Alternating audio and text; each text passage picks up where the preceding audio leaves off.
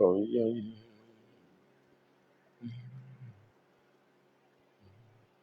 What over here? Everybody doing okay. Mm, okay.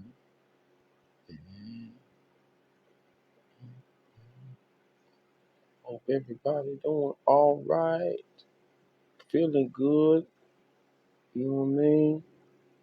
We up in here today. You know what I'm saying? Today. What's going on? How you doing? How you doing? Much love to all the people today. Hope you're having a happy Sunday. OG Green Lantern, Dead Stock. What's going on, y'all? What's happening? Hope y'all having a good day today. We're gonna probably be getting started in about 3 or 4 minutes. Be started about 3 or 4 minutes. Ringside, what's up, Ringside? Dark Sugar, hey. I'm gonna tap you in. Give me about 2 or 3 minutes. You know what I mean? Let folks, you know what I mean, get right. You know what I mean? Few people pop in. I want to let people know what's going on. So before I tap you in, I want Dark Sugar, get comfortable and stuff, cause lad, this is a part two. Part one is in the universe though, cause I messed around and didn't have my plug. You know what I'm saying? And lost the footage, and she broke it down so well that day. And I hate that I lost that footage. So today, Sunday, the 17th, where we'll be talking with Dark Sugar Podcast, Phoenix, Arizona, Black mental health advocate. You know what I mean? Check out our podcast on Spotify, all platforms. You know what I'm saying? Pick a pins, what up? Check her out on all platforms. You know what I mean? Uh, Human rights activist. You know what I'm saying? Speaker, Spotify, Apple Podcasts. You know what I'm saying? It's we're gonna get deep right here because I got some things that I've been wanting to ask.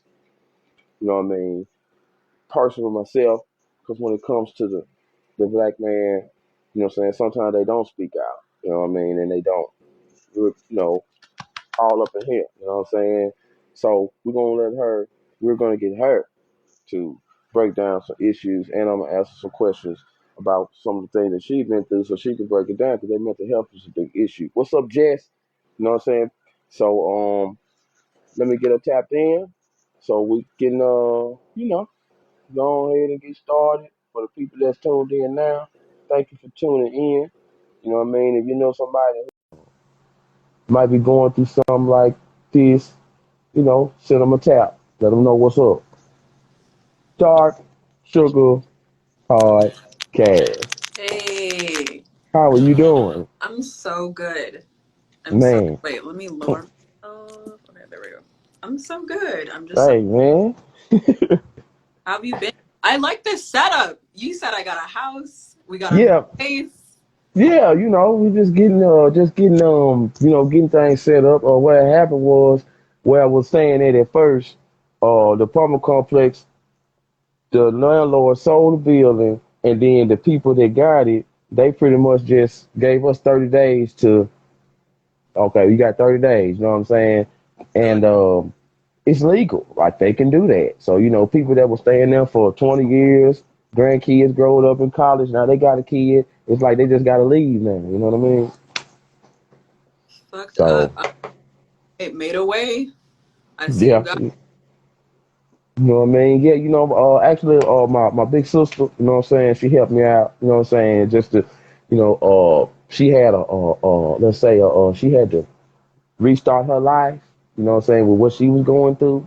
And I Mhm. was just like, yo, I wasn't finna go what mom had. So I was like, hey sis, this going on. And she was like, just come on. And it was one of the situations where I was like, yo man, God work in mysterious ways. Cause I'm Yeah, sitting there thinking she gonna be like, yeah, hey, look, I got a lot going on and I'm sorry, but no, she was like, just come on. And then when I made it here, it was like right on time. Like it was just what she needed, it's just what I needed, that's brother, awesome. sister. You know what I mean? So That's beautiful. um It's, so other than, and what about you? How's things been going for you last time since we talked, man? woo, it's like that growing pains vibe. Things are good, but the things that are coming up, maybe Mm-hmm. good. I'm like that typical person when you ask me how I'm doing, I'll go like way too deep. But yeah, no, that's the vibe. I feel better, more aligned with myself, but I Mm-hmm. feel like I just have to go with that flow and trust, even when things Right. I don't know what's going on technically, you know?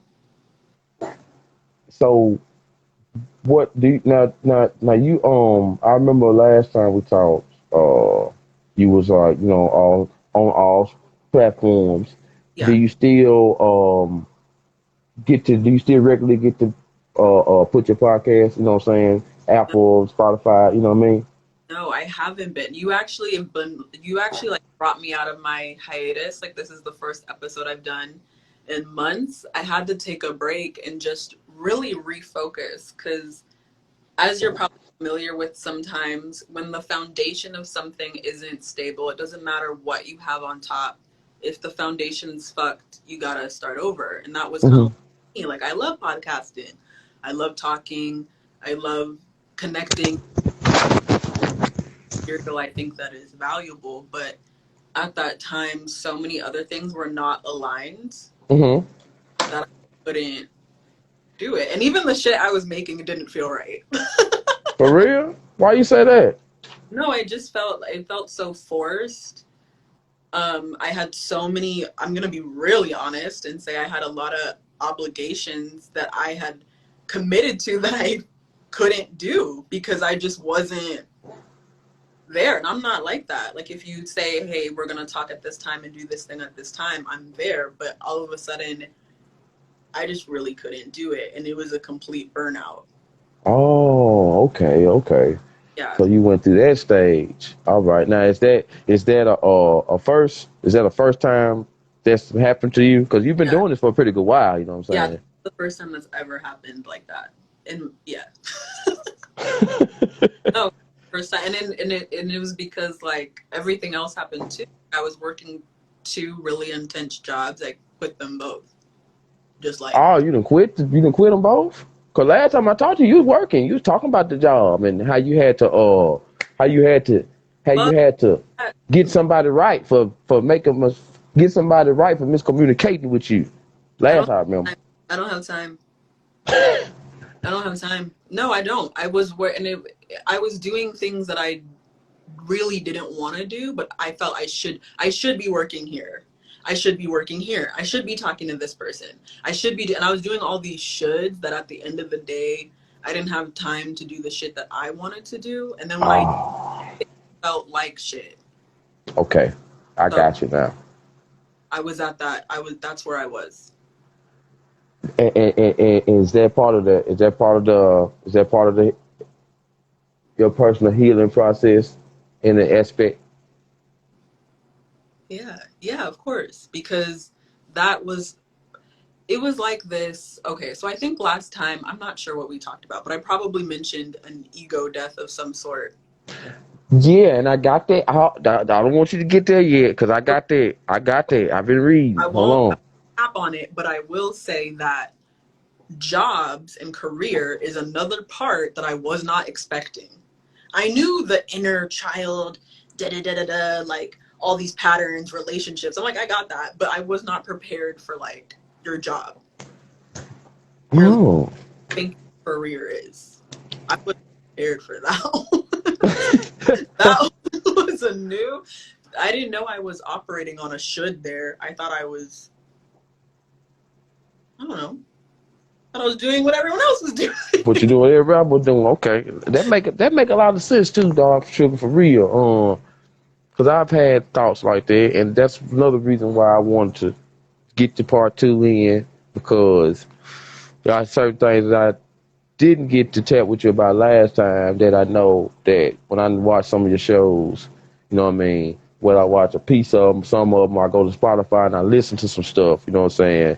And it's like, okay, she got some good answers, and I know that she know what she talking about because you wouldn't be, you know what I'm saying? You wouldn't get so deep with it, you know what I'm saying? So,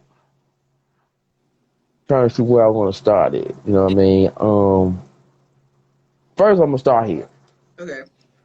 Everybody, people that tune in now, tune in later. I am Kush24. This is Dark Sugar Podcast, Phoenix, Arizona. You know what I'm saying? Black mental health advocate. You know what I'm saying? Human rights activist. Go to Linktree. You can find all her platforms. Speaker, Spotify, Apple Podcasts, Google Podcasts, etc. You know what I'm saying? Like I said, what the title said, let's get deep. You know what I mean? So I would like to ask you first, which I already did, but just in case I didn't, you know what I'm saying, how you doing? You know what I'm saying? Life been treating you and everything. Um, for a black woman, you know what I mean? Just how's this year been looking in your eyes? This year for Black women, I feel like is very transformative, Mm-hmm.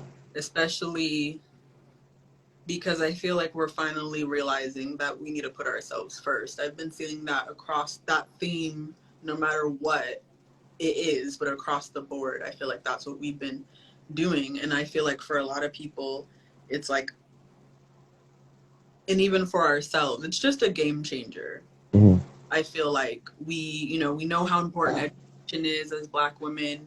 We know how important like relationships and family, but I feel like for the first time we're really like taking back and understanding what our autonomy means in this country. And we're kind of like, we don't want to do that. Or like, we don't want that. We don't have to take that. Or like, we don't have to say yes all the time. And I think as a collective, we've just been like noticing things. And Mm-hmm. this year is the year I'm seeing a lot of action from a lot of Black women. Okay. Now, you being in the podcast field, you know what I'm saying, being in the area where you're in the West, Midwest, um, do you feel like you're reaching people like you wanted to when you started? Whether it's the women, the black women, the men, the subjects that you come up with and create, and then you do your research or you have personal experiences. Do you feel like at this moment in time, even though you took a break, got yourself right because you wanted to do what you wanted to do personally, do you feel like you reached out to people like are you satisfied with your work as of right now? No, And what do you think that you what do you think that you what is yourself telling yourself to do better? myself is telling myself to be more myself and relax. Because I think I was thinking about outcome like way too much. And it was just really messing me up. I was thinking too much about the likes and who's seeing what and the little messages and the little comments. I mean, I'm saying little because that's my like ego making it little, but these comments, no matter how few I think they were, of people being like, yo, this really helped me, they were like going over my head. Oh. Yeah, and so that was, I think, so that my ego was making my work funky. So literally, like I literally did like a whole archive, like cleaning through, and I deleted slash saved, like maybe like to 100 posts that I was just like, why did I like, or like that wasn't resonating, or I was like low key trying to send a message to somebody through a post, and I'm like, why? Or like it was just getting, yeah. So I think I'm satisfied with my thought process now, but up until now, no, I wasn't satisfied with what I was doing. I'm gonna be I'm gonna be transparent here. I can relate to that putting up posts and then when you go back and look at it, like I catch myself in the middle of it and like, no, no. You know what I'm saying? Like, so what do you call that? Because I can actually say I've done that too. I go back and look at something, I'm like, why am I being like that? Like what do you help me out there? What is that? I think you're catching yourself reacting via responding. and to be able to catch yourself in that moment is really cool, because sometimes when we just like react and do things, sometimes it hits and it's fine, but then like a lot of times you're like, why did I do that? Because Yeah. that state you were in was just like this heightened, and you just send that text, you call that person, you say that word, and then you're like, oh fuck, maybe I like shouldn't have done that, because you were reacting. So you were just catching yourself, I feel, being like, maybe I should respond, which takes thought, which takes like your ego put aside. You're thinking about the other person, you're thinking about your true feelings, you're thinking about the environment, the time, your energy.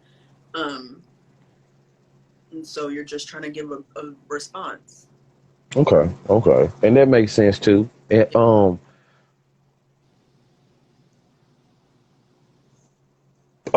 black people must give themselves space to grieve. I remember I asked you that. Well, I didn't ask you that. You actually got that. Like you got a post up, and you got like an actual show, like an actual, you know what I mean? Like you took your time and broke that down. Yeah. So, and the first time I saw with Dark Sugar, honestly, I didn't understand because I wasn't going deep enough. Then when I listened to you talk about it, and then I read the comments and read the stuff and looked, and I was like, okay, I think I get it now. And then when I started to look at myself, because it's been months since the last time we talked like this, you know what I'm saying? So, but I've been following you, you know what I mean? And certain personal stuff is like I stayed somewhere else, you know what I'm saying? I've been through a lot of bull BS, you know what I'm saying? So I'm like, yo, and from what I've learned, if my statement if I ain't correct, if I'm not right, correct me. But I'm saying what I learned a lot about myself, about that, what you mean, give yourself space to grieve. But I still want you to break it down in case I don't understand, and whoever that's listening now or later don't understand. I still want you to break that down because I still think that you understand that better than me, and something that you can say to help me understand. But space to grieve, meaning, I guess at the point what I was going through was give myself time to unload and get the mess out so I can think straight. Give myself time to get like back together. Like, instead of me trying to talk with you sitting on the side of a car, plugged into a wall, why don't I wait till I'm comfortable on a Sunday and break it down with you and be able to take my time and get you to explain to me better of what I'm trying to understand. So the floor is yours. Explain black people's giving themselves time to grieve in your words. Well, I hate being like that story person, but I made that post when I I had just gone to a funeral. Okay. A woman at my church passed away. I didn't know her very well. Okay. I experienced a lot of death in my life, so this was like a recent one, and I was kind Okay. of very, and I was very sensitive at the time. I'm a very sensitive person, but at this time I feel like it was turned up a little bit. Gotcha. Spiritually, I was just really like, and what got me was at the end of towards the end of the funeral, the people from the funeral home were trying to rush. And they were like, okay, we gotta close the casket, like, come on, like, let's go. And her son was having a really hard time naturally, and he wasn't ready. And there was almost a fight, and the intensity was so high, and you could tell that the people from the funeral home were trying to be as sympathetic as possible, but they had a deadline, and it was, but then the son was like, this is my mom, like, yo. And I was just like, where's the space? Like, where's the space? Where's the time? I'm glad he was crying and like he was able to be his authentic self and show emotion, but I know for a lot of black men that's even that's even hard.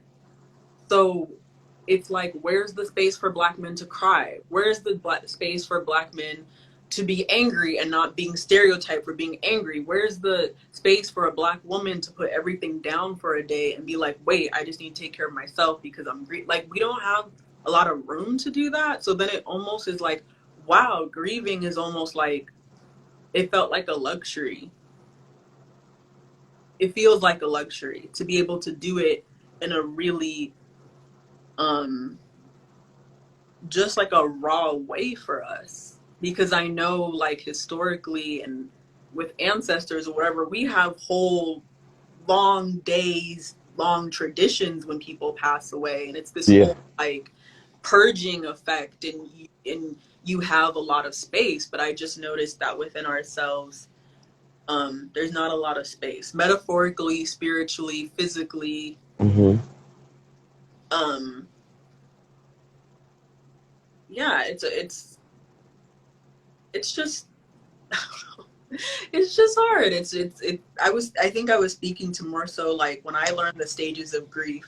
I don't know them in order, but it's like you go through denial, anger, sadness. First you're like numb or whatever. And I've been grieving, but I've also quit my job.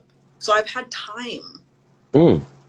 Not everybody can be like, wait, let me, and like thank God shit, like it's been hard, but like thank God like things have been working out and things have been taken care of. But Hmm. it's like not everybody has, no one has time to do that. And a lot of people, I see a lot of people, I'm like, you need to put that down for like good 3 weeks and just, and yeah, just it's like you're expected to get over it and move on. And then it's like move on, you never move. Yeah, you maybe go through different lighter elements of feeling, but you never like move on. So I just don't. And especially for Black people, we just don't have a lot of space. There's another transparent moment. I'm it's I have, you know what I'm saying, and like the job I work, you know what I'm saying, I am the only black dude, you know what I'm saying, got my little mixed partner, he's my little coworker, but I'm the only black dude, you know what I'm saying, and my little mixed partner, you know what I'm saying. Yeah. So, but he real young though, you know what I mean? So it's like Mm. he look up to some of the older peoples that he know that that's cool and ain't gonna stir him the wrong way. You know what I'm saying? At the restaurant job we work, right? There has been so many moments in the past 7 years I working there where I felt like, damn, am I? Like, my mom always tell me I'm too nice, so I let a lot of shit slide. But at the same time, you know what I mean? When I get up upset inside because I feel like I'm being alienated. Sometimes I feel like, you know what I'm saying? You know what I'm saying? Sometimes I feel like, you know what I mean? Like shit, like what you like why y'all looking at me like that? Like, you know what I mean? Like I'm a positive minded person, and this actual city that I stay in, Alabama, everybody, a lot of people know me, and I know a lot of people because I make a lot of friends. I shake a lot of hands. I dap it up. I give a lot of O's. I'm cool with a lot of people. I don't start no mess. You know what I'm saying? But it's just weird and feels funny inside sometimes. And sometimes I had to make sure that I don't be tripping. You know what I'm saying? And I want to say I done seen you talk about that before, where you have a feeling or you feel a certain way, but you don't speak up for yourself, or you just let it slide. Or, you know what I'm saying? Uh, is there a certain word for that, or is there a certain type? What is that? Like what? You know what I mean? Is that just me really trying to straighten it out of my head, or is it me just not accepting and just letting stuff slide? You know what I mean? Like, I think you talked about the shrinking. Like you can't shrink. Mm-hmm. Remember, you had a post Yeah. about shrinking. Like, how you expect to something when you already like this. You're supposed to be, Yeah. speak up at the start. You know what I mean? Like, Yeah. if you can, break that down a little bit. What you think? That one's hard. That one's hard because it's like a couple of things. So Okay. the the first part that I noticed, because I do this, is I repress negative emotions real fast. I'm sensitive, so I can feel it. But if when I do feel it, I almost like quickly just push it all the way down, like it just didn't happen. And then if it does come back up, and I'm like, hey, you just felt that, I'll like just literally gaslight myself. Like, well, maybe you did feel that, but you know what? You're wrong, because last time or this time or whatever the fuck, I'll just like I'll just light myself up and make up some reason why I'm wrong. And I feel like this comes from, for me personally, maybe you identified this with too, just there were many, many, many times in my childhood where I was like, hey, and they're like, shut up. And I was like, oh, well, you know what I think? No one cares. Oh, okay. Well, you know, I'm a little uncomfortable, so. And so I had to deny my own self for a really long time. So now I'm practicing when I do feel these feelings. First, it's accepting that I just felt that, not repressing it. Or when I do repress it, recognize you just repress that, bring it back up, and let's deal with it. And in your situation, that one's hard because the race thing, as a Black person, you always have to walk in this like, okay, I felt that, but how do I articulate that I just felt that? Because sometimes on the plane, nothing happened, but you just felt something, or he just looked at you, or they just did, and you're just like, whoa, I know what that is, but it's like, how the fuck do I explain that? And that one's hard. So don't beat yourself up on that one. Okay. The race thing, if it's not like direct, because when it's indirect, it still counts, but it's hard to speak on some indirect shit. Like that's hard. Yeah. And so, well, it's still direct, whatever, but it's hard. But definitely like repressing emotions. I do that when I feel something negative from somebody. I'm like, that wasn't that. No, first I repress it. Then I'm like, that wasn't that. But it's like, no, it was that. I know it hurts, but it was that. So now what do we do? You know? Okay. Yeah. I guess Is it people pleasing too. okay? Is it a good thing when, like, say for instance, I catch myself in a moment and I'll be like, is it me? Like you know what I'm saying? Is it cool sometimes to draw back and find your little dark space and be like, is it me? Like, is it me? Yes and no. I'm saying, okay, you're asking is it a good thing? Sometimes it just happens. So it's not like that it's good or bad, because when you've been gaslighting yourself for so long, you're just going to naturally ask yourself that question. I think where you go from there is what matters, because I've stayed there for a really long time. And when you do catch yourself, hey, maybe you need a friend, homegirl, check me, what is this right? Okay, I'm just making sure. But then also, like, make sure you just develop that in your own, where you're like, I felt this is how I feel about it, my feeling is valid. Because sometimes I think we have to, we feel something and then we're like, is it right to feel this? And then that's just too much. You just let yourself feel it. You know what I mean? Like, I do that too, where I'm like, is this okay to feel? And it's like, no, just feel it and then assess. Don't gaslight your feelings, because Yeah. you're human. Right. Right. So so you know, it's gonna come up. But when you do find yourself doing that thing, and I do it too, it's so hard, but just try to bring yourself back to, I'm a person. Mm-hmm. It's okay to feel feelings. My feelings don't define me. They're just feelings. It just matters how I respond from here. Okay. Okay. I You feel that. Okay. I understand that know? very well. Okay. Um, Looking at emotions through different lenses in our society. Um, I saw you speaking about that in one of your posts, and I understood as soon as I read it. You know what I mean? Because as of right now, you know what I'm saying, like in your state, my state, I'm pretty sure you can turn on your local news and see some crazy going on.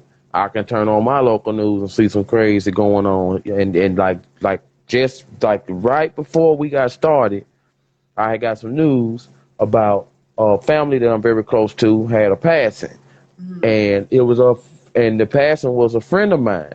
You know what I mean? So it's like, yo, like so many different emotions right now because, and you know what I mean, like because you know, like while I'm talking with you now, it's like so much running through my head over here. And then it's like in the front, it's like, yo, man, I want everything to go right because I messed up last time. And then on this side of the head, it's like, yo, she gonna give you some good answers that you need to remember and listen because you've been wanting to ask somebody stuff. Mm-hmm. So it's like this is the closest to a psychiatrist you can get to. You know what I'm saying? Because I ain't, you know what Yeah. I mean? You feel me? And Yeah. and, and, and so I think that, you know what I'm saying, I think this the higher spirits for making this connect because you know what Mm. I'm saying. There's some of the things you talk about, some things you went through that I haven't went through, but some things you went through, you know what I'm saying, that I know I went through and I tried to hide it. And Mm. that goes to inner child. I want you to break that thing down for me one more time about that inner child because that I feel that. Thank you, Jess. I feel that. You know what I'm saying? Because I know I still feel like the same little boy that was running behind grandma. I still feel like the little boy that was helping my uncle in the barn. I still feel like the little boy that, you know what I mean? But I'm a man, but I still have that same feeling. Like, ain't Yeah. nothing. It's like I guess some people have that switch. Something happened in their life. They used to be happy-go-lucky, but now they serious about their business. I still feel like I'm the same person, just in an older body. Is Man, that? Is that? Is that? Yeah, help me out. Tell me something. You know what I mean? I'm gonna read. Okay, so I'm gonna start from the beginning because what Okay. you just said is exactly what I told my therapist, like maybe a year ago. And I was like, I told her I'm studying inner child. I've studied it. But I said, mine's crazy. And I feel like I have a separate personality. And she's like, you don't. And I said, okay, so why does it feel so big? I said, my little Kiana, I said, I can feel her age. And she's like, okay, how old is she? I'm like, she's like 8. And the age is important because that's when a bunch of trauma like just like splashed on me as an 8-year old. And she's like, what do you mean big? I'm like, she's loud as fuck. like I'm emotionally reactive to things. She's mean. She'll like call me Nate, and then she's like, okay, so the more trauma you have, and trauma affects your identity, and it actually affects your developmental growth as a kid. It fucks it up. So the Oh. trauma that you have that's unresolved, the more like a adult baby you'll feel because you have all these emotions that in a healthy scenario would have been processed. Someone would have helped you with it, shown you the tools. Hey, this is how adults process feelings and emotion. No one did that. So then they just like froze. And then you're growing still, but you have these repressed, unchecked, projected emotions. And when they come up, it's ugly as fuck. I was scream crying in the bathroom one day, just in the bathtub, crying and screaming. And I was like I felt like I was about to have a seizure or something. Like I was shaking and it was just all coming up. And I was like, whoa. And now I feel, and literally my inner child felt like she kind of grew a little bit. Like a couple months later, I was like, wait, she kind of feels like 16 now. Like she feels like not as reactive, a little more like, but yeah, the inner child. My therapist said that the more trauma you have, the bigger your inner child would feel, and the more you'll identify with this just the brain is crazy because it's truly there. Like you're feeling your own developmental block, essentially. Hmm. Mm-hmm. Man. Yeah. Yeah. That make a whole lot of sense too, cause you know, I had in moments where you know what I mean, like you know what I mean, like you said, it's like I cry out of nowhere. You know what I mean? Like ow. You know what I mean? Like ow. But it's like a cry that I needed. You know what I'm saying? Like I needed it. Like, you know what I'm saying? Like when I get done, it's like, man, like, whew, what am I doing? You know what I'm saying? You know, I have to, I had to rub my forehead for a few minutes, but when I get it out, it's like it's like a weight. You know what I'm saying? It's kind of like a weight. It come off and that inner child. You know what I mean? Like not being able to get the hug that you want. Uh, Mm-hmm. Not being able to talk to the person that you want to because you know they're gonna give you just the answer you need to work with Mm-hmm. whatever problem it is that you have. Mm-hmm. So that inner child thing, like I've been wanting to chat with you about this part right here. So I come from You know, my dad was a Rolling Stone. I mean, one of the kids that I'm the last one out of his batch, but looked just like him, but never stayed with him. Mm, Then, you know, always I'm a grandma boy. My uncle and my grandma raised me. My granddad and them. Mama went to work forever, so me and her relationship ain't like that. It's mm, more like this. You know what I'm saying?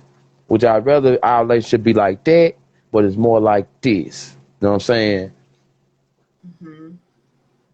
That's always bothered me, but it seemed like I never could fucking fix it. You know what I'm saying? Doc Shoe. And it bothers the hell out of me sometimes because I'm really trying to figure out how to have some type of closer relationship with who I need to have it with, because it's like the Mm-hmm. closest person I ever in my life still to this day is my big mama, my grandma.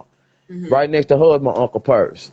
So, and both of them been gone. You know what I mean? And it's like, no matter how much bad crap go on around, you know what I'm saying?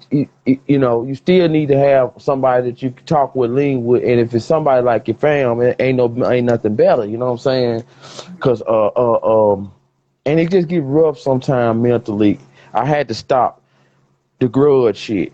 You know what I'm saying? Mm, I don't feel like I was grudging Dog Sugar. I felt like I just wasn't being mother understood. You know what I'm saying? Because I got half bros and sisters. mm-hmm. They all grew up together. Right. You know what I'm saying? I'm telling you this because I want you to see, am I, you know, tripping? Am I Oh yeah. holding on? Am I a look? You know what I'm saying? I want you to tell me, because whenever you know what I'm saying, beside my sister, the other ones, you know, they like, oh, we don't owe you nothing. I ain't never thought like that. It ain't like that. You know what I'm saying? I just want us to be bro and sisters and just be cool, not fuss at each other or not look at each other with the awkward eye. You know what I'm saying? Like, let's just be cool. But it seems like me, five other ones feel the same way, and I don't. And it's like I just want to get along. You know what I mean? It's like, what? Like, is it something I'm doing? Like, from the start, I just told you, am I doing something wrong? Like, am I not understanding? Yeah, you're not under. Yeah. Yes. And what is it? Like, what is it? Like, I don't You're not. understand because I don't do nothing though. You're not. You're not. Well, one, I want to cry because I do this. I'm telling you this, and I'm not trying to be a hypocrite because I'm literally practicing this. So that's crazy Okay. to like. So the one thing that you're doing wrong is you're not accepting them. Okay.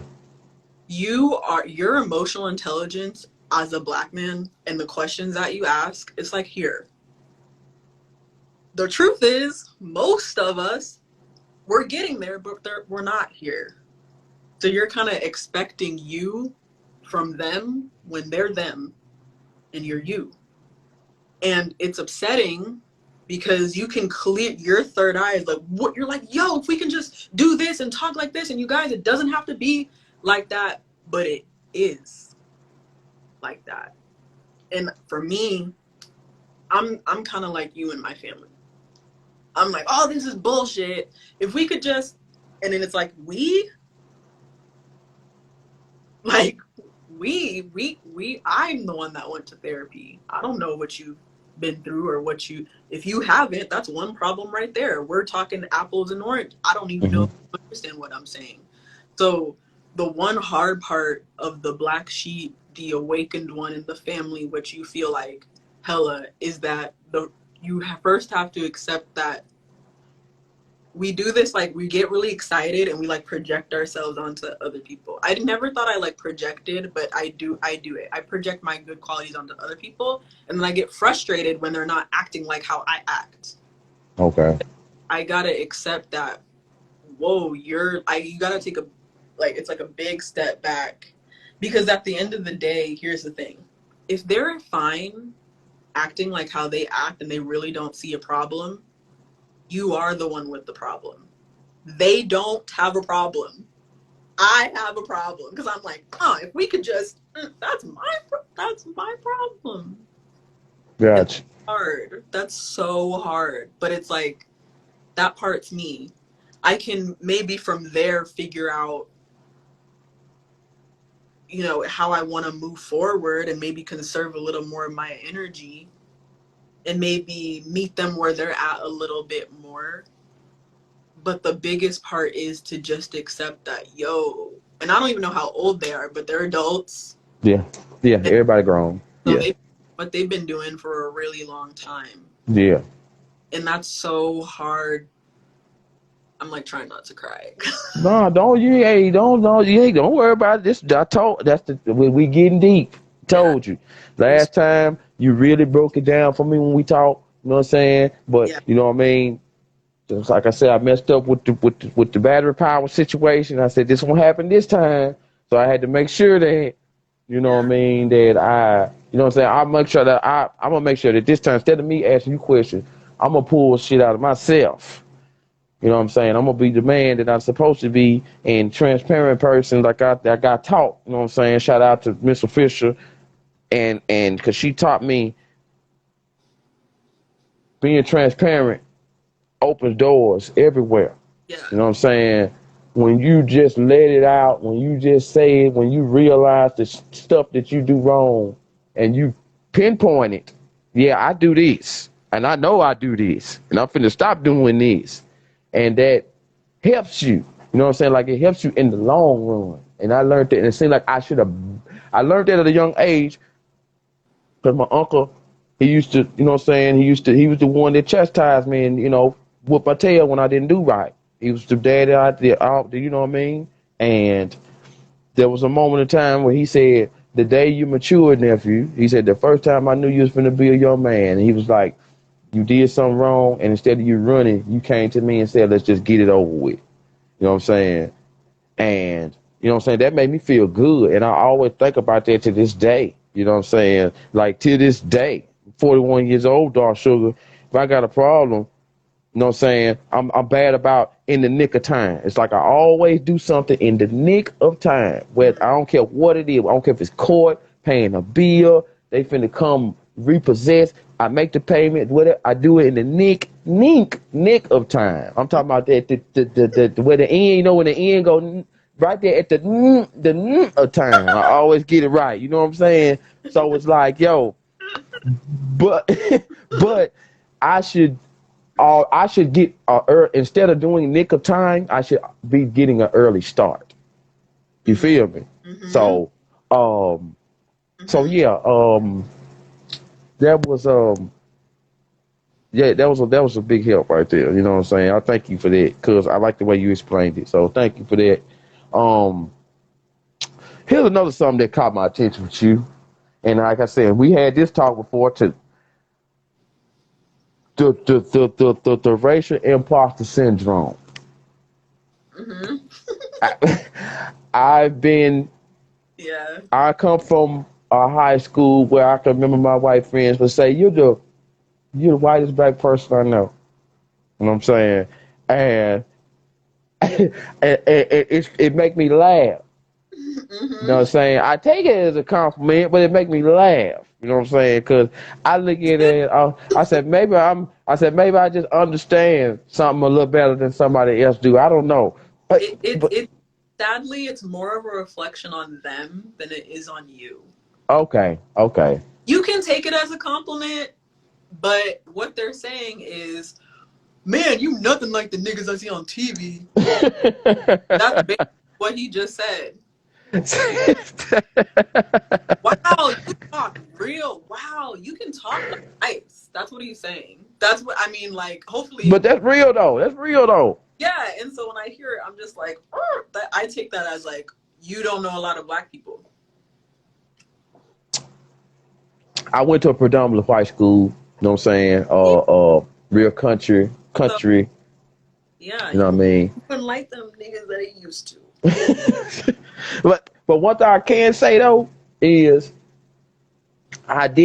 where I went to school at, I didn't have to, we didn't, you know what I mean? Like it wasn't that bad. Like it wasn't bad. Like it's other places where it was even worse. Yeah. You know what I'm saying? But at that school that I went to, you know what I'm saying?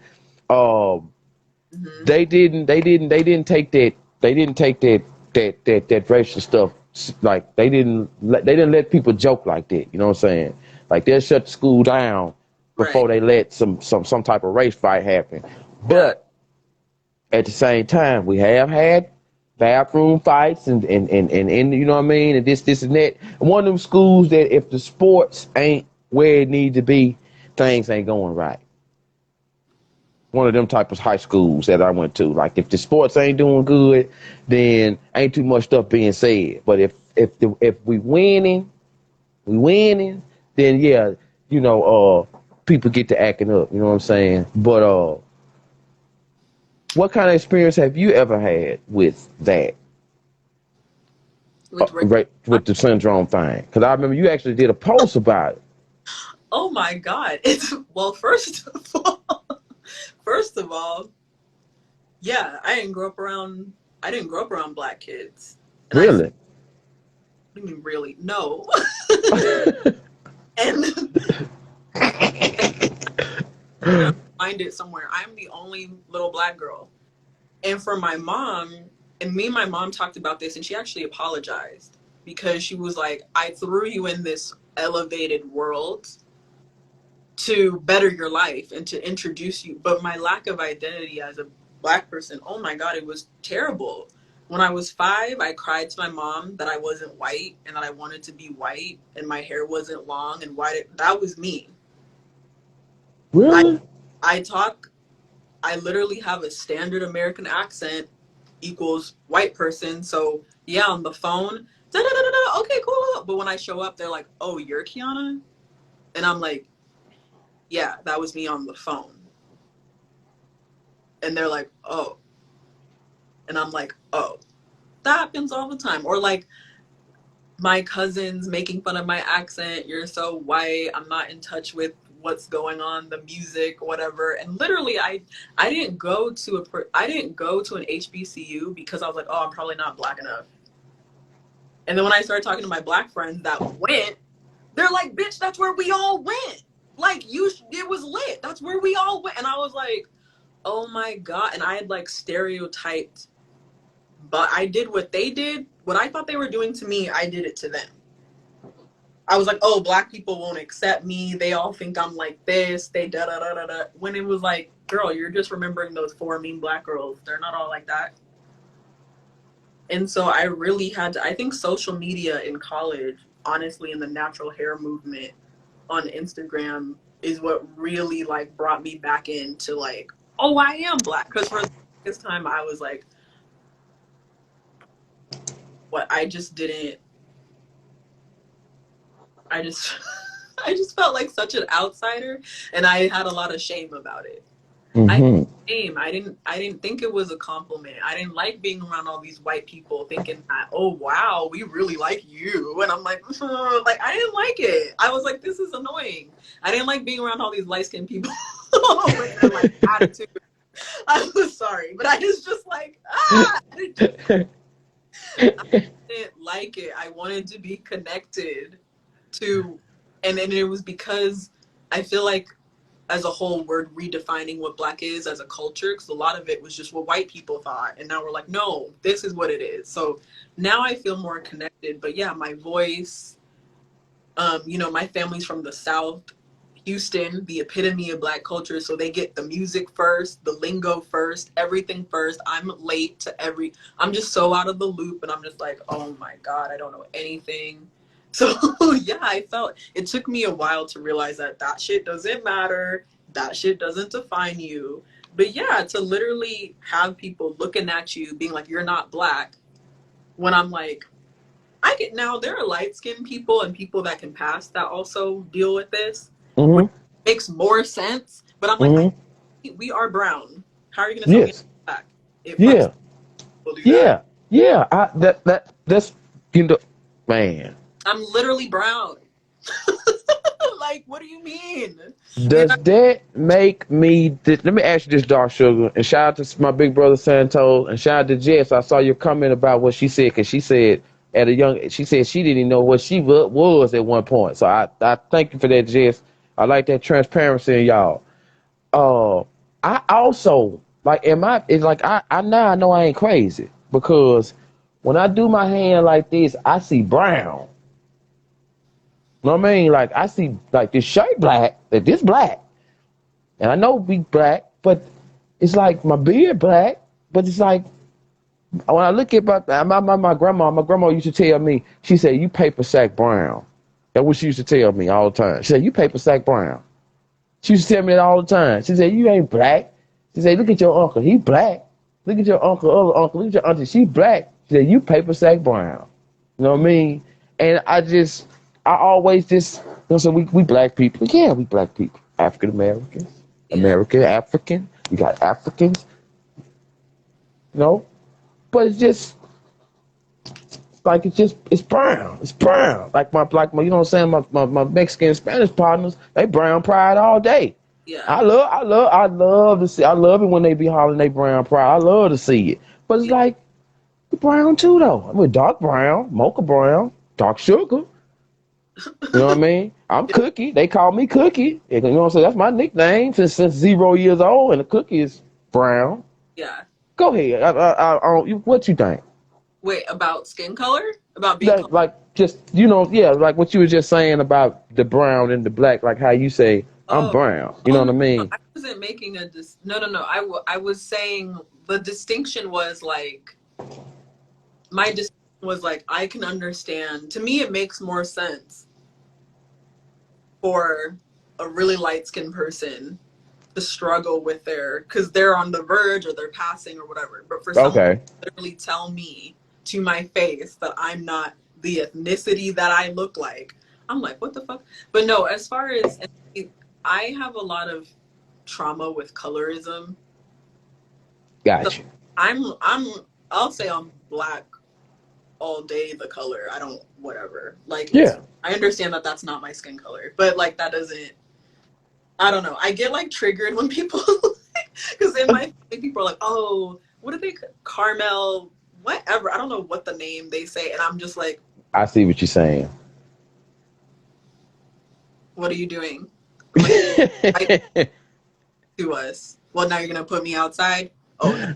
Inside? What? Like what's going on now? Like I just Gotcha. Okay. I got you. Yeah. like Keep it in one thing. I see what you're saying. You're not a flavor. I remember I went to NAU, right? Northern Mm-hmm. University, predominantly white institution. Our Okay. black student union, no shade, but our black student union, they were trying to do a colorism talk. And I remember they divided us in the room based on skin color, left us there and showed a video, and then talked about how we felt on the side that we were on. They put me on the dark skin side, which was fine. But let me tell you, at that moment, I hadn't had experience that wasn't my experience. In my family, on my mom's side, I'm one of the lightest people. So I was like, you guys are going about this all wrong. Like, and then the one guy over there, he's like, I'm the darkest in my family. And he was on the light skin side. Like, it's confusing. So I was like, yeah, you're not even talking about this right. So it's hard to talk about. It's hard. Okay. I still talk to him. Yeah, he was like, I'm the darkest. He was like, I don't know about being the light skin. He's like, I'm the darkest in my family and I get made fun of. And Okay. Yeah. Oh, okay. Let's segment into another topic that you have broke down very well that I was reading on, and it's another one that I want to understand a little more because I never understood this word narcissism. You know what I'm saying? At one point, I didn't even know what that mess was. And once I started learning, you know what I'm saying? But that's on me though. That's my fault. That's me. I need to read and look and learn and listen. So that's my fault. But narcissism, from what I read on your profile, you said is your weakness. Is it still your weakness? My weakness? Yeah. You say your time done passed now, so you probably kicked all that out the way and ain't even thought about it lately. But there's a part in on some of your on one of your posts about narcissism that you made where you were saying how you had to deal with it at a certain point in your life, narcissistic people or narcissistic person, and you had to deal with it. You know what I'm saying? It might have been it might have been rough for you at the time too. But I just wanted to, if you can, you don't, if you had to, but I just wanted you to kind of tap into that Well, where, what, when, where, not exactly when, what, where, but just give me an example of narcissism, how you dealt, how it hurt you, or how it pissed you off, how you dealt with it, and now how you probably just forgot about it. You know what I'm saying? well, let me say that I had to forget about it because I think every person that has experienced narcissistic abuse goes through this point where they just become obsessed. It's so fascinating. And then you're like studying the other person and all this shit makes sense. And then you just want to be like, you're a narcissist. You're a narcissist. And you just get like super crazy. So I definitely had to like take it back for a second. But I think so. Narcissism is on a scale. It's on a, what they say, healthy scale, which is the daily little tidbits of narcissism that don't hurt anybody that we probably all have done at some point. Just kind of like inflate our ego, exaggerate on something that we've done, make it bigger than it seems. That's a little bit of narcissism. All the way Okay. to full-blown narcissistic personality disorder, which is on the DSM-5. So there's like a range. For me, my mom had narcissistic traits that she had accumulated over the years to protect herself. So by the time that she became my mom, when I said, hey, I feel like this, she was like, no, you don't. And I'm like, girl. And that's a key. Narcissists are key gaslighters. They will deny your own reality. If you feel something, they can twist it and make you feel something else, or make you think like things that aren't your fault are your fault. And so I had I was used to that behavior. I was used to people yelling at me. I was used to someone um controlling whether I was comfortable or not, and if I was uncomfortable, not being able to do anything about it. And so it had like primed me. So then when I was in middle school, I started making friends that were kind of like my mom. Mm. They're a little mean, but kind of nice at the same time. Mm-hmm. It would boss me around. If I tried to say that I was upset about something, they'd get mad and be like, well, I don't give a shit. And they were just literally like my mom. And so it kind of like snowballed. And finally, when I realized what was going on, I broke it off with like the last friend. And it was a lot of friends to varying degrees, but a bunch of people that their defense mechanism was narcissism, and I can't deal with people that that's their defense mechanism. I understand it completely, and I know why they do that, and I do empathize with them, because that's the only way that they know how to function in this world Mm-hmm. without having like a massive breakdown.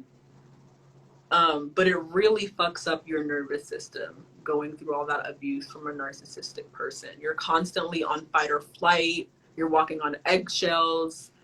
You're constantly hyper vigilant of what like other people are doing and saying and feeling. You stop trusting yourself because they're right all the time. So you stop listening to yourself. All these like little things.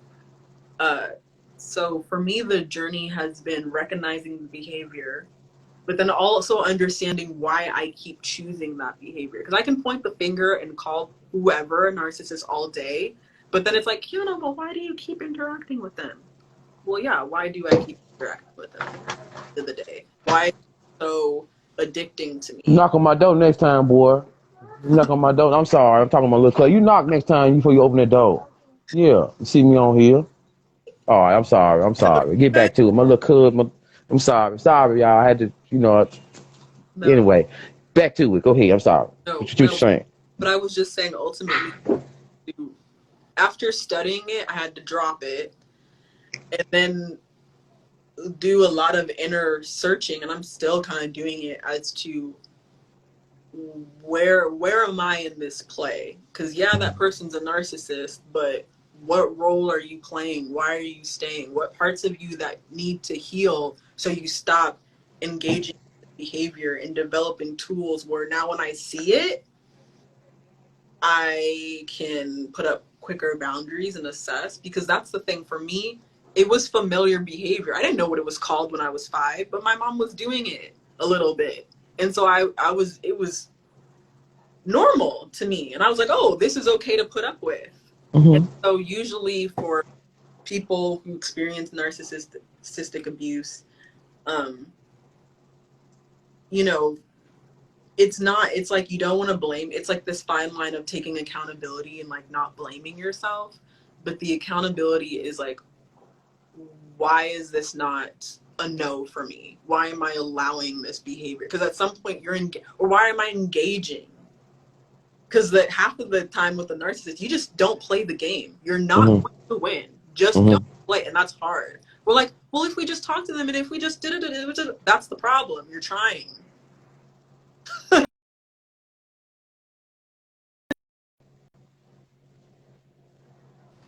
I keep engaging in it. And the engagement, is it necessary or Um, for me, no. I understand for some people it is like okay? they're in a relationship and they have kids, Okay. and that's so complicated, and I can't even speak on that. But it's Mm-hmm. like if you don't have to, like if that person's a friend, cut them off.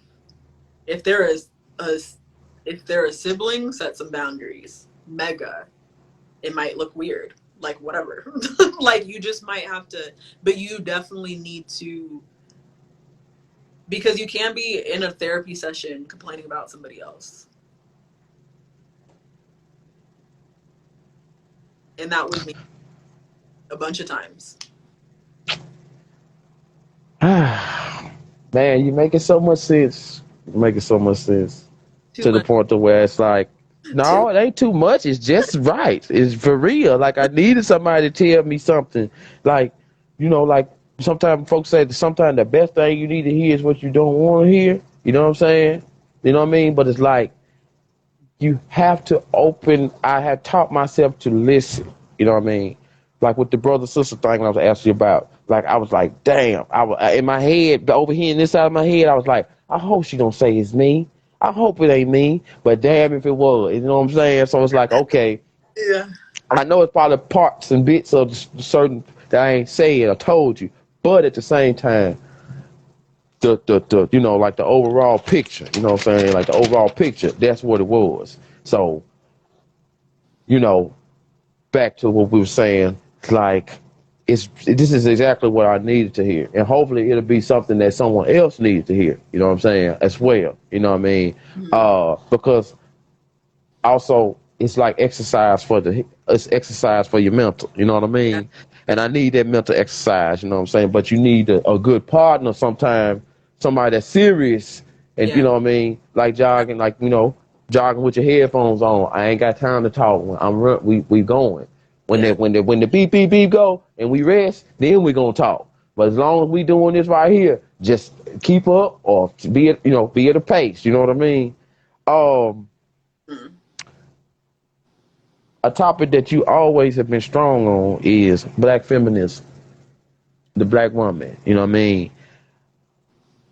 Like I said, one of your posts, you said black feminism. It's like the black women at the bottom of the ladder. Do you still feel like that now? Do you see a uprise? Do you see where they slipping it? What is it?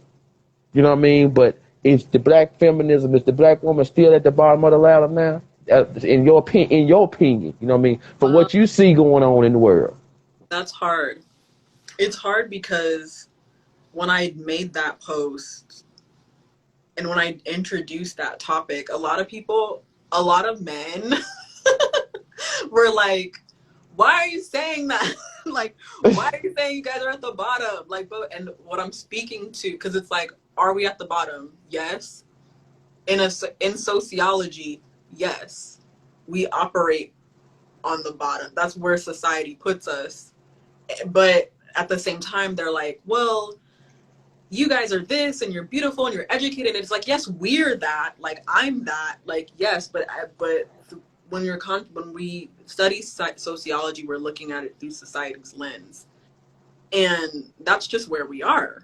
And I can feel it in institutions. Like when I go to the doctor, I'm immediately at the bottom. Are you kidding? Immediately. As far as them believing me, as far as the treatment that I'm gonna get, It doesn't matter how fly and how much I know myself and how independent. When I walk in the doctor's office, to the regular one, not my black doctor's office, a regular one, I'm at the bottom.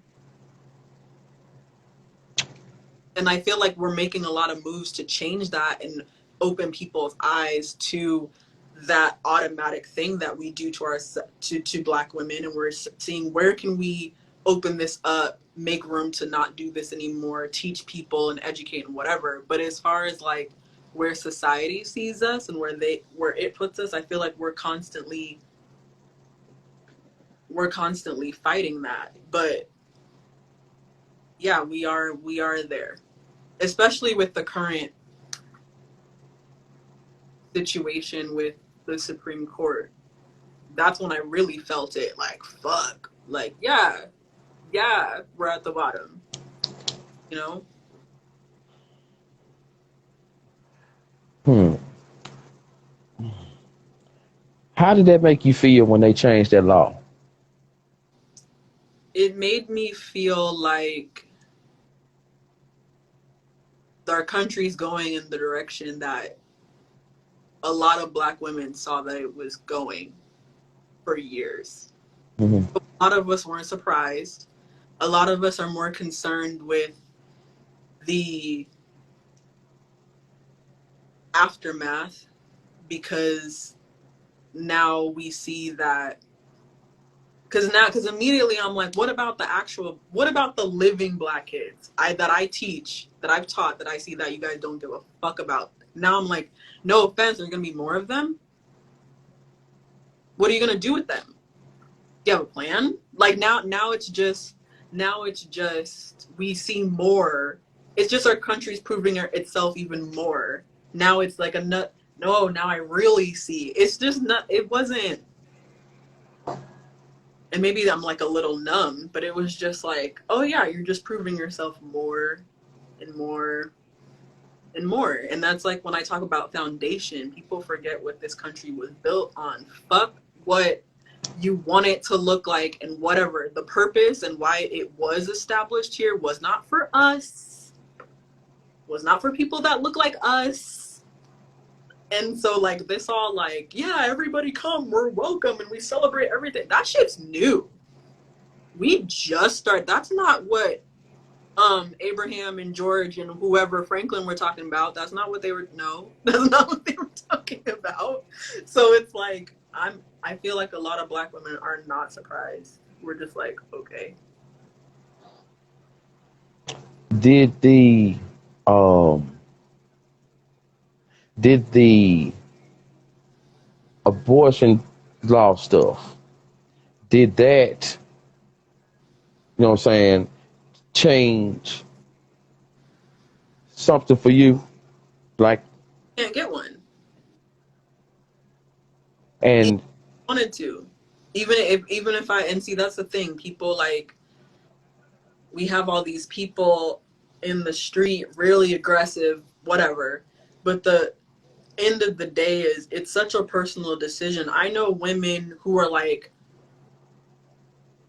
very religious who are against it but have still had one because they were in a certain situation.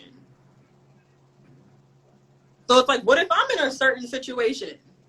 This isn't it's not, it's really, and then it can be a health thing. It can be just like, I'm not ready, I don't have the money thing. It's not always like, I'm gonna just go do this because it's fun and I like killing babies. Like, it's not fun. It's traumatic. I've had friends that have had one that didn't really want to have one, but they had to have it. Like, what? It gets really complicated, and that's where I'm very like heavy on the choice. Like, it's a traumatic thing for your body to go through in your mind. So for me, it was just like,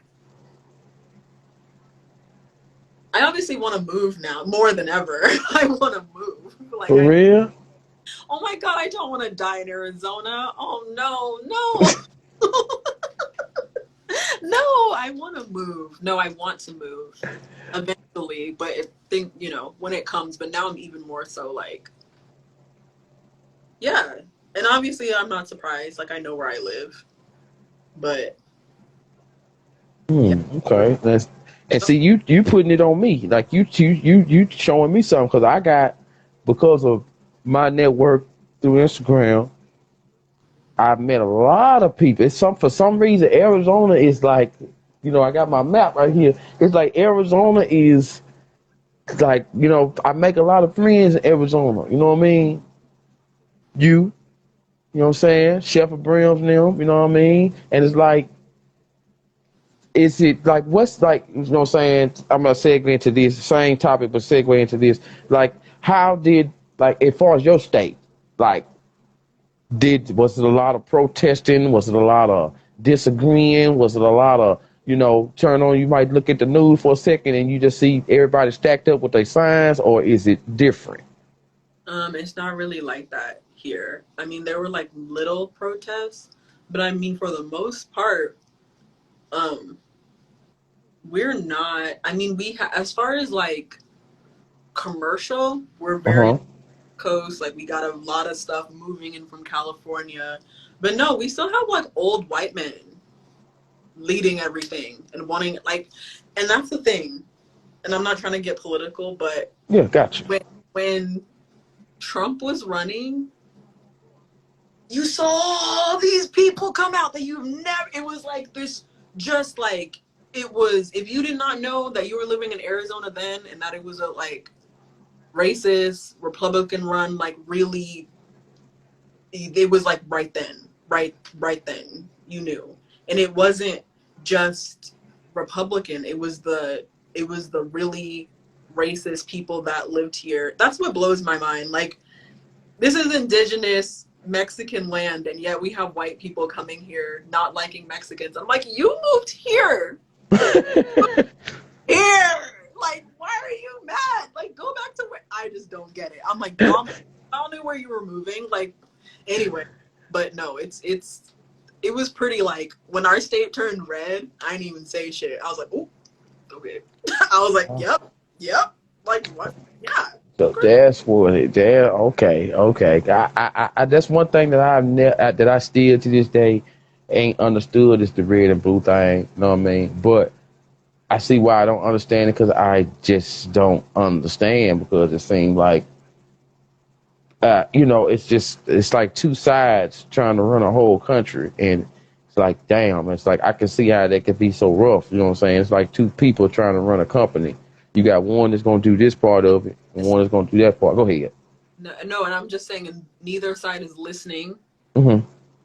and I think a lot of people have realized the facade of politics, especially with the transition from Trump to Biden, because a lot of people are like, fuck both of them, like what's happening. Yeah. As a person who identified as Democrat for like the longest time, that really messed me up. I was like hearing Democrats saying this, and this, and I'm like, well, I don't really like that. And the Republicans are like this, and I'm like, well, I don't really like that. And then occasionally Republicans are like, yo, and I'm like, yo, like, did you hear what he said? Like, Yeah. and I'm just like, this is weird. It's just all, and I can tell that we're so individualistic. I think that's one problem with our country. So a lot of times when we make decisions, we're like not because half of the things that Republicans say they want to do, I'm like, I get that for you. I understand why you want to do that, and maybe everybody else.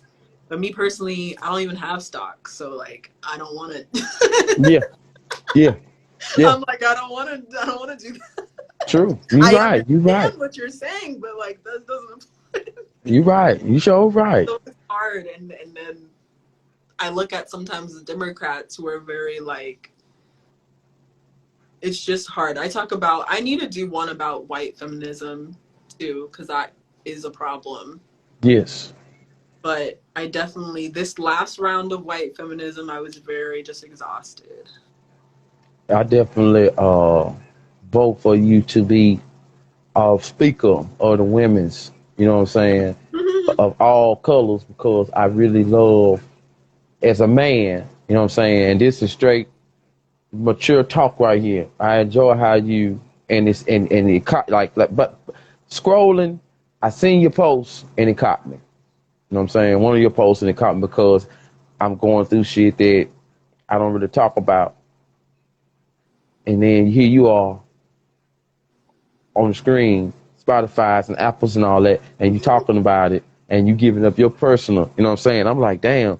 I can remember seeing my mama go through stuff, you know what I'm saying? She lost my first little brother, he passed 26 days years old. That broke her. Like, she's still broken. You know what I'm saying? Got another brother and everything, but she ain't been the same since before that baby passed. So I'm like, man. But it's like I can never get her to open up. You know what I'm saying? Like, so I hope you understand what I'm saying. When I, you know what I mean? Like the women that I know, my grandma and mama, them the ones I always seen first. So it's like, you know how somebody say, uh, a man want a woman like his mama. You know what I mean? And I've felt that. Like, you know what I'm saying? Like, yup, love the girl, chill with the girl, this and that, and she do things you like, and it's like it kind of remind you, you know, of something that, you know, a hug your grandma got or something like that, you know what I mean? And I always felt sensitive, personal issue. I always felt like tight with that, you know what I'm saying? Like, so that always made me try to look at women and understand them from the young to the old better instead of looking at them like men usually look at them.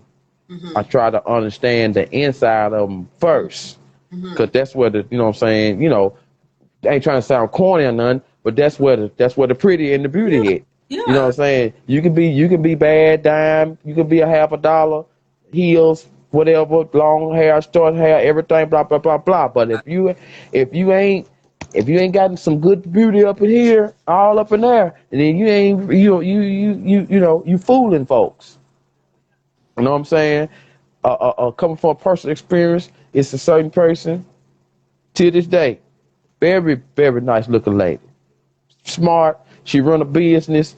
You know what I mean? You can almost say I work for her, but I see the differences in our attitude sometimes, and it make that person ugly to me. You know what I'm Mm. saying? And you speaking like you speak kind of sheds light. In fact, it does. Kind of sheds light.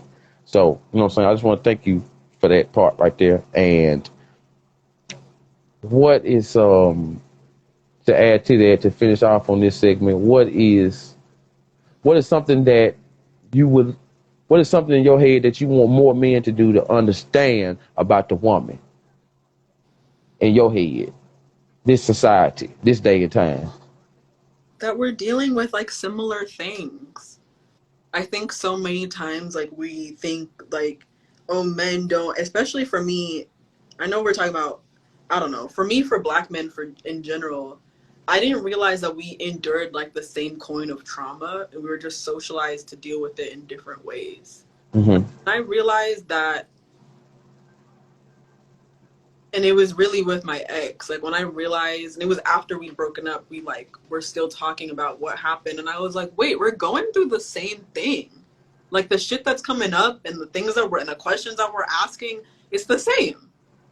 And to me, I was thinking, like at first I was pointing the finger at him, but then I was turning it in on myself, like I'm fucked up, like oh it's all my fault. But then I was like, oh wait, you were going through what I was going through. So wait, what? And it just like made me realize that we experience a lot of the same things, but the difference comes in when we're socialized to deal with it.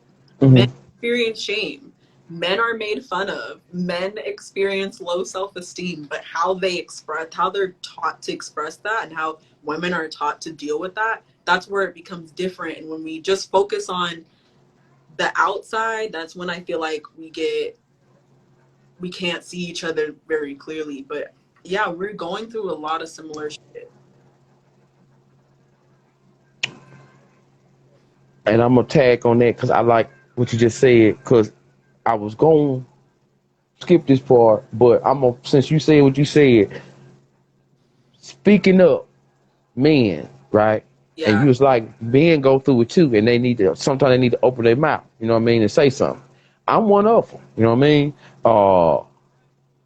I had a talk with a partner of mine, and my homegirl Jess and Dead Stock, if they still in there, they know this one of my partners, but he told me some personal stuff about himself that I ain't gonna reveal. But for him to trust me and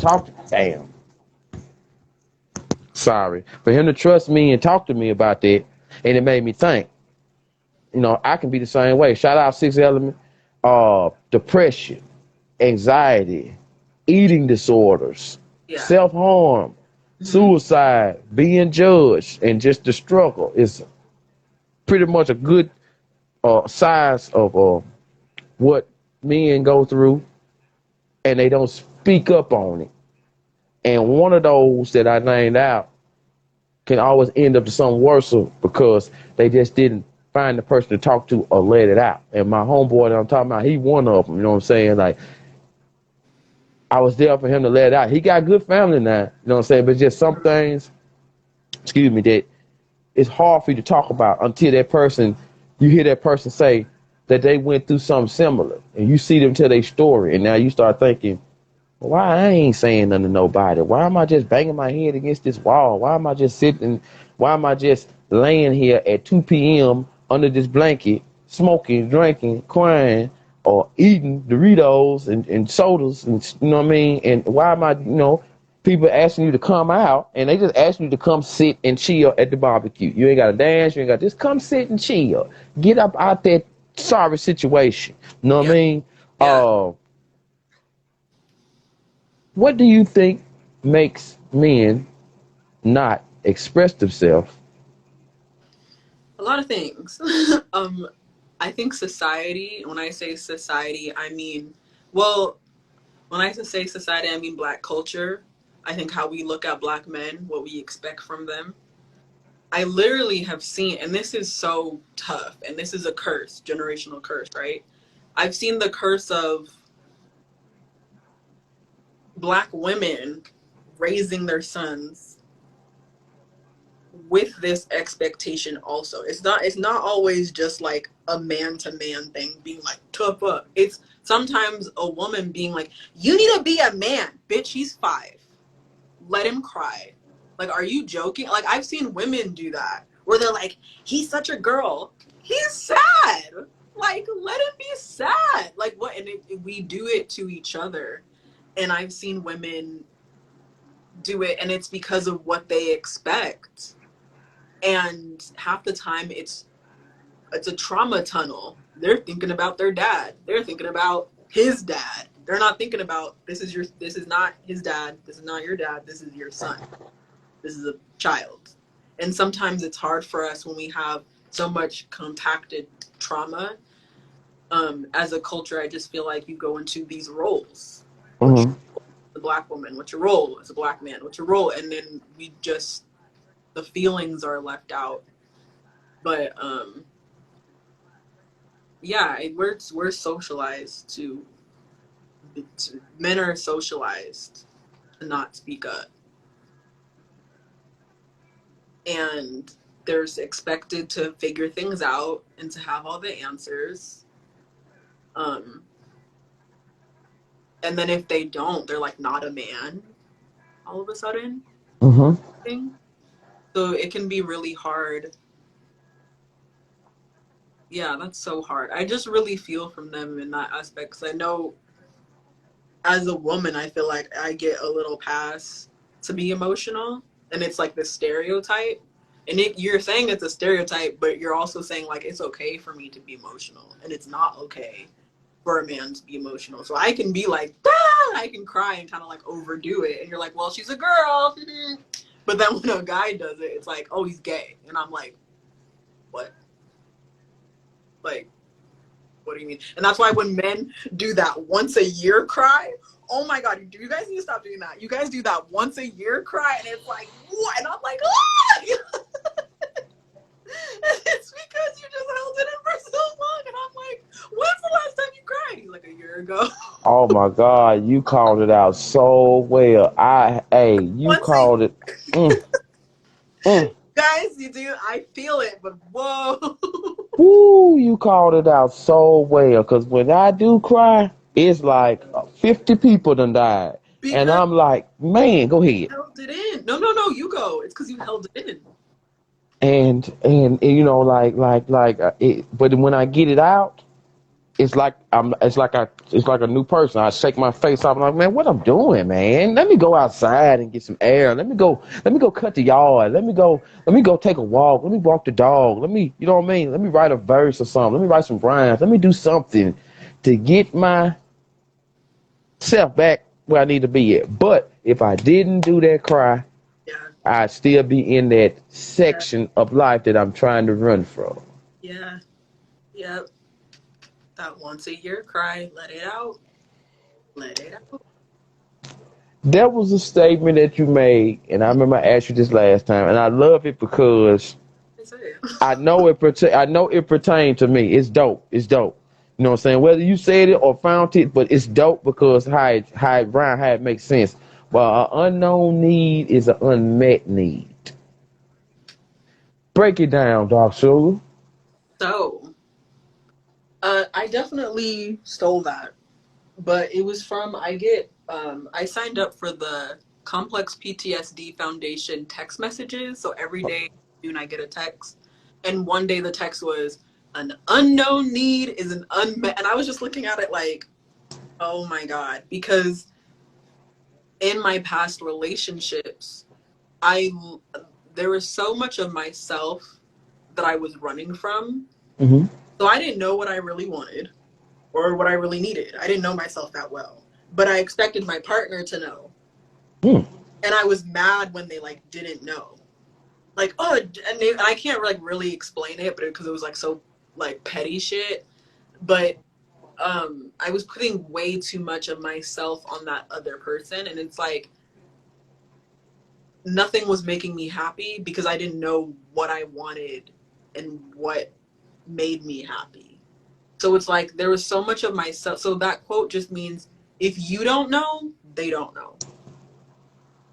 Like, don't expect that other person to know yourself when you don't know yourself. Yes, that's very romantic for someone to come in and be like, I know everything about you and this won't take long. Let's just fall in love with each other. Boom. Yeah, that's super romantic. But that person literally can't read your mind and that's not his fault. And maybe if you knew yourself a little more and actually spoke with words, then you could say what you want. And then if he can meet it, great. If he can't, bounce. But you need to know. You can't expect that your partner, the other person, your friend to know when you don't. Mm. Powerful. Like Jess said. Jess, that's right. That's powerful right there. You broke that down because Yeah, I was just doing that. I was like, I just didn't know myself. I was up so many people's ass. I was over someone's house every day, distracting myself from my own stuff. But then mad when they like treated me bad. And they should know that I don't like that. Bitch, how would they know? How would they know? And also you're sitting there. Take it. So they think you like it. Like I just had to do it was like a check for me. I was expecting people to know me when I didn't know me. Kind of like a baby. I was still like a little kid still. Like and I was looking for an adult that just knew more and just got me more and just knew and that's what I was doing. I realized, "Oh, I need to stop. I don't need to do that." hmm, man, hmm, man, you hit me right here. Um, Mm-hmm. the dark side of healing. Sorry. I felt I wrote that down because I understand. I think I understand without even saying what the dark side of healing is because it's your dark side. You know what I mean? Um, but what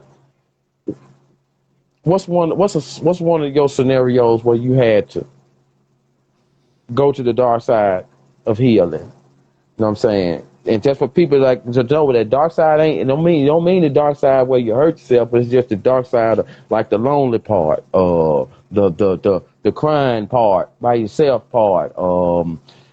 What does it consist of in your opinion or factual? What do you think this pertains? For me personally, it was the my healing. The biggest part of my healing process was my ego breaking down. Now everybody, Mm. and your ego never dies, despite the ego death. It doesn't die. It just renews. Mm-hmm. So for me, it was realizing that my ego wanted me to be the nice person. My ego wanted me to be the best friend.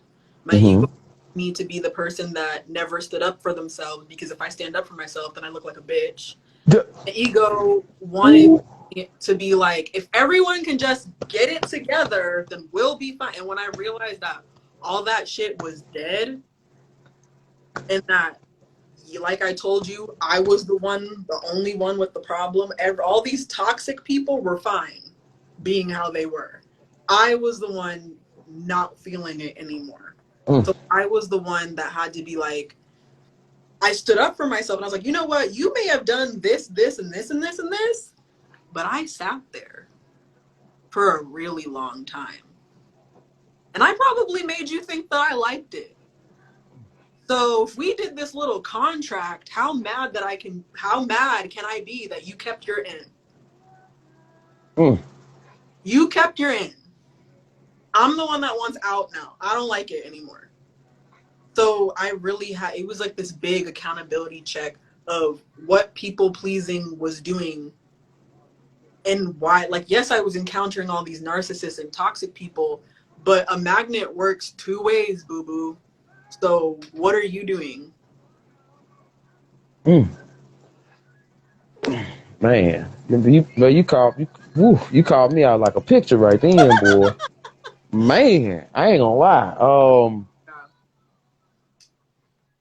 Man, that was my big thing. that's a good point you made there, and you really That, helped me understand that was a my that. lot that I thought that I was being, which you said the actual next thing that I want to jump into, shame versus guilt. Mm, I know you explained some stuff on one of your posts and podcasts about that. Uh, and what I wrote down is shame versus guilt is one of the most powerful to overcome. Is one more powerful than the other to overcome? And that's what I want to ask you from your own experiences. Shame versus guilt. Do you got to tackle both of them at the same time? Or do one lead to the other? Or is one more powerful than the other? And you got to figure out which one that you got to break down first to get to the next one. You know what I'm saying? So that's what I'm asking you. yeah. Well, for me, Brene Brown. Do you know Brene Brown? I know it now because of your profile. I love that white lady. I love that white lady. Oh my god. I'm getting chills right now saying her name. Love her. I've read two of her books. I've seen her TED Talks and her whatever. She literally has a doctorate in shame. Really? I didn't know you could get a doctorate in shame. Shame is a That, is a that's what she tells people. That's what's her specialty. And no, for real. And she's the one that helped me say, if you didn't do anything wrong and you're feeling guilty, that's probably shame. And it's probably not yours. Come on, say it again. Say it again. If you're feeling guilty but you didn't do anything wrong, you're probably feeling shame, not guilt. If you're feeling like, oh, something's wrong with me and I did something but you didn't really do anything, that's shame. And shame is a very heavy negative emotion because it's so self-sabotaging, and it's usually not, I don't know the word.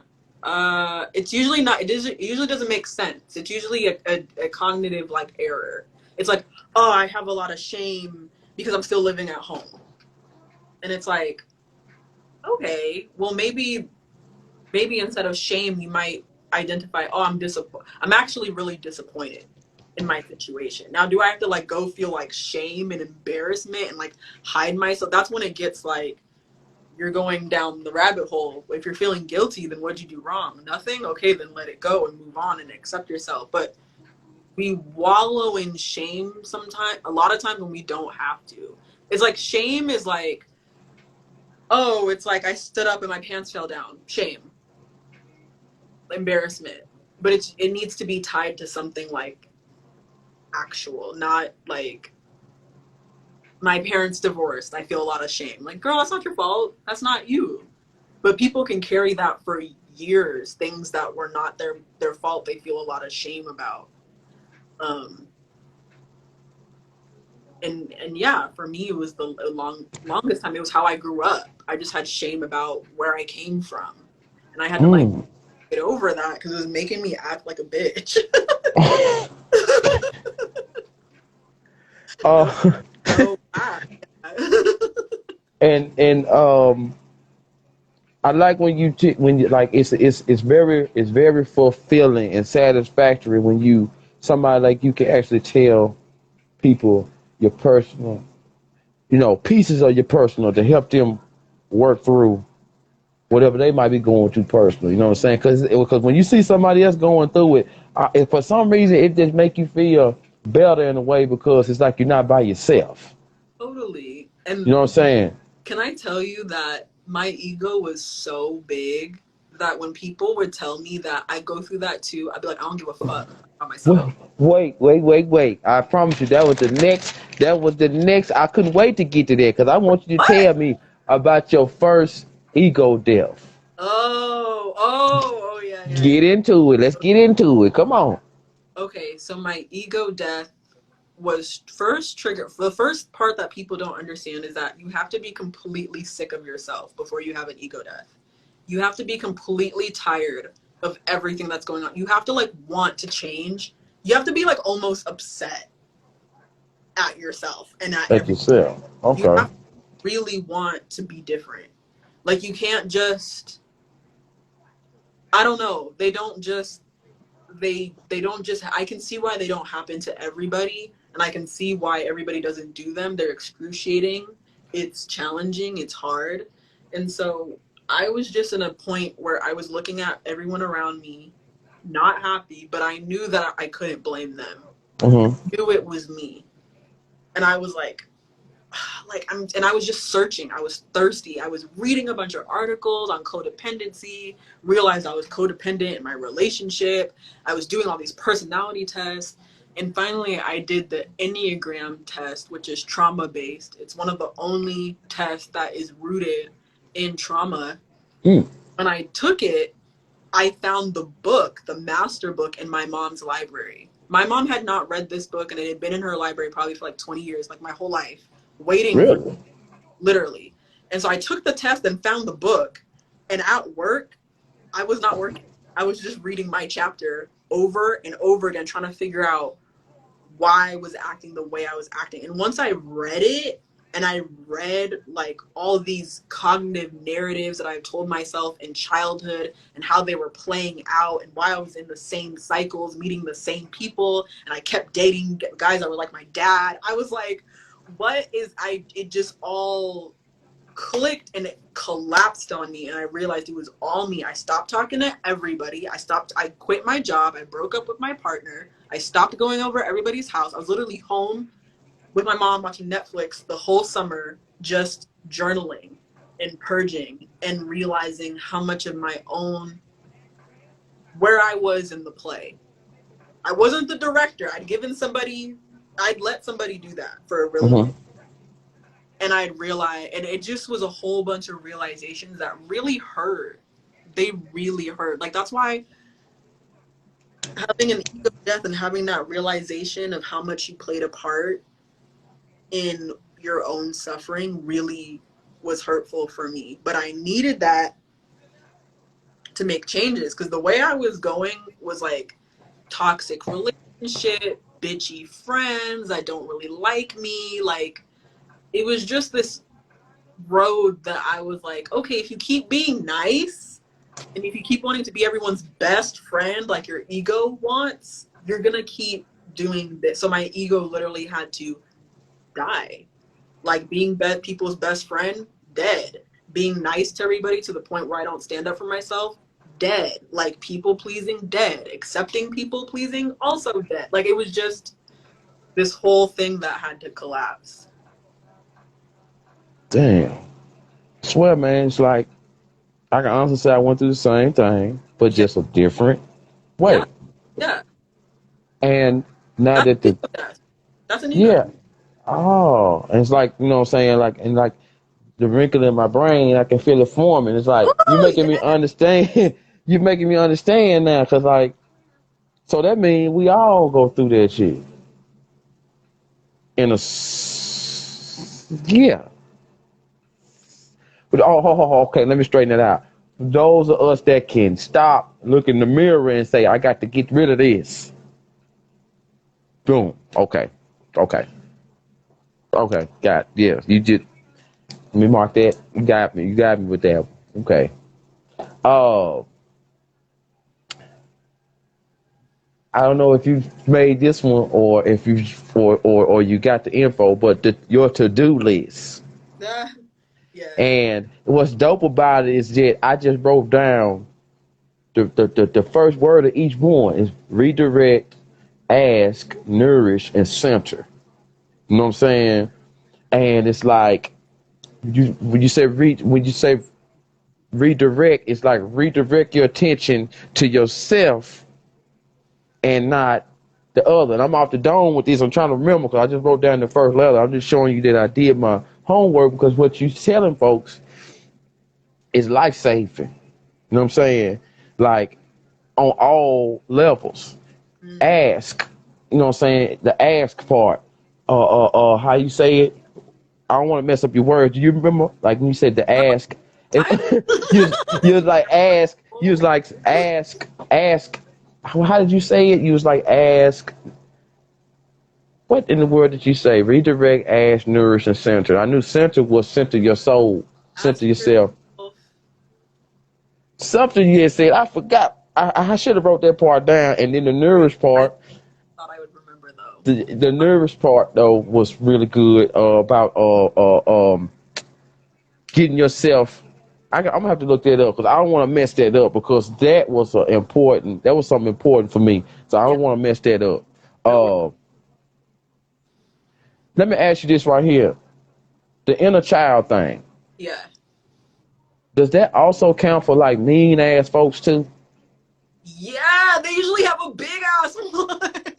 Okay, I was gonna say, I said, do mean ass people cancel out their inner child or do they just hide it? No. They hide. You can say hide. I can see it in their little tantrums and their little bitchiness and their little competitiveness. That's their inner child trying to like establish self worth. When people are like really mean, I'm like, you're trying to establish self worth somewhere and you're like trying to climb on top of people. That's their little inner child being like all mean. They're just like a mean little. No, it doesn't cancel out. This is just big and mean and unchecked, and they're projecting a lot. Oh, okay, Yeah, okay. I wondered that. I was wondering that because some people can be like superior mean, and you wonder like, is they ever smile? Do they ever smile? So I just wonder like, are those the type like when we talk about inner child like when they in a certain room somewhere they can have fun, but then when they out and about they got to show that they hardcore, that they don't play the games, or that they so gangster, or that they so yeah, proper, or that they so just not with it. Don't even you know what I mean? yeah. I think I've seen a couple things. I've seen people where their inner child is very loud, but also like I kind of felt like my inner child was loud, but I was connected in a way where like I Mm-hmm. knew what was going on with her. But I've seen people where like they have a big ass inner child, no clue, no clue, like just complete. They don't even notice that they feel like a little kid inside, or if they do, they're not gonna tell anybody that. They're not gonna tell anybody. Okay. Okay. And that's the point I was trying to get to. They ain't gonna tell you. They're not gonna. Okay. Okay. And okay, here we go. The to-do list, y'all, that I messed up. Cut this her. This come from her. Redirect your attention to your needs. Ask your body what it needs today. Nourish your soul with sun and music, and center your energy with gratitude. That's my own to-do list. I needed to hear that again. Mm-hmm. Redirect your attention. Hold on, let me write it down like you said it. Redirect attention to my needs. Ask my body what it needs today. Yep. Nourish my soul with sun and music, and center energy with gratitude. You was talking to me right then, as Mm-hmm. well as yourself and other women's and men's and couples and divorcees and divorcees and all this and that. Like, think about yourself. Get yourself right. You ain't saying be selfish, but sometimes you have to be selfish because ain't nobody gonna take care of nobody but you. Yep. Yep. Word up, word up. You know what I'm saying? Mm-hmm. Podcaster to podcaster talk right here. Mm-hmm. Shout out to my partner, Chef and Brims, if he's still in here, because we've had this talk before. Podcaster talk. As a podcaster, Dark Sugar,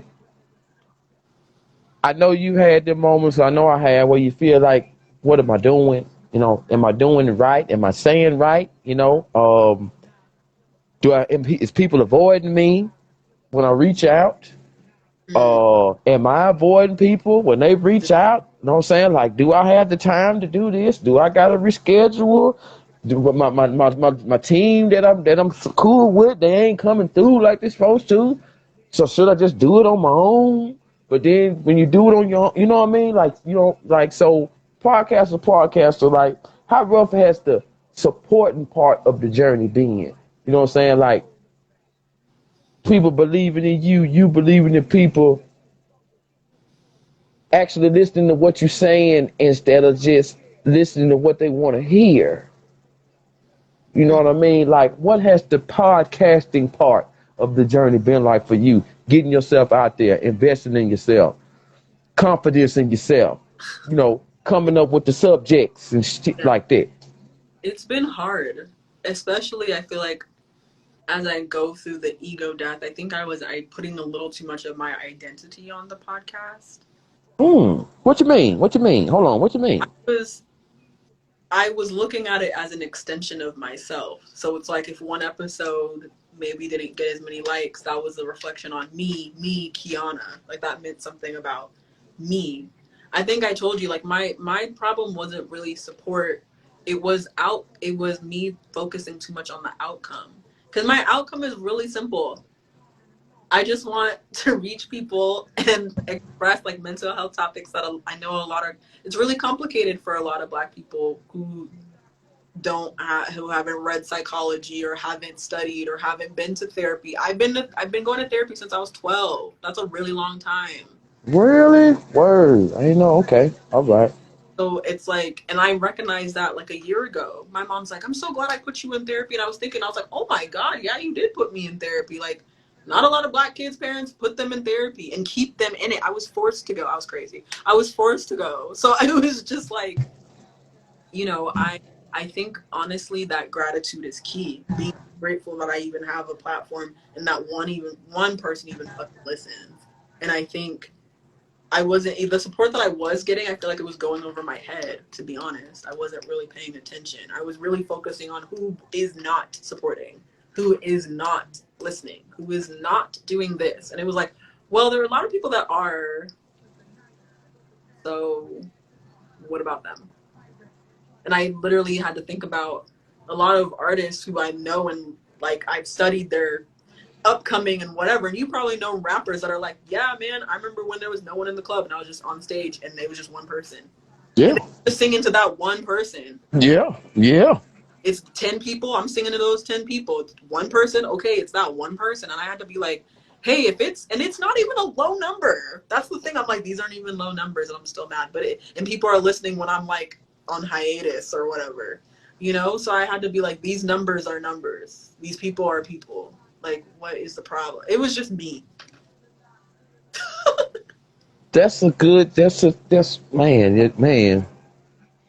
Um, cause you know, what I'm saying me and my partner Chef. You know, what I'm saying we had them talks. Well, you know what I mean? Cause he part of the community, of the fitted community. You know what I'm saying? Well, we fitted hat collectors, and it's so many out there. It's all of ain't nobody the same. You know what I mean? But you got your people that support you and rock with you. You know what I'm saying? Like, and because of him, you know what I'm saying? I met some really, really, really good people that I love. I don't just like them. I love them. They my friends. Like, they my buddies. They my buddies. Something good happened. I want to Wait, sorry. congratulate. Something bad. Go ahead. I have What to happened? grab my charger now with my phone about to die. Go Ready? ahead. Go ahead. Go ahead. We ain't go. Yeah, I'm right here. Go ahead. Sorry. Yo, I want to thank y'all for tuning in. We ain't done yet. We're gonna go a little while longer, but this right here was a very personal issues and stuff about myself, being transparent. You know what I mean? So thank y'all for tuning in as long as you could. You know what I'm saying? I hope something that she's saying, I hope a question that I'm asking is something that one of y'all might have, you know. So, like closed mouth don't get fed, y'all. You know what I'm saying? So you gotta ask, you gotta talk. Can't be shamed. All my brothers out there, all the brothers out there, you got to speak up, man. You can't be shamed. You got to open your mouth. You got to talk. You got to ask the questions. It don't make you no less of a man to ask a question. You know what I'm saying? Straight up. Facts. Okay. So, where was we at? No, with Where was we at? podcasting. Yes, podcast is the supporter part. All right, you had answered, and I had said that me and Chef, my partner Chef and Brian's part of the Fitty community, and he's one of the podcasters in that community that talk with some of everybody. Like season 3, he doing he's doing all female fitted collectors, and there's some ladies out there that's got some. I'm talking about they got walls and walls and basements of hats. But what I'm getting at is the support people, and it don't take nothing but one share, one like, one comment, and sometimes it seems like it's almost like hammering nails when you're trying to get, or when you broadcast, when you put out your, you know what I mean? It's like, you know what I'm trying to say? It's like you gotta be,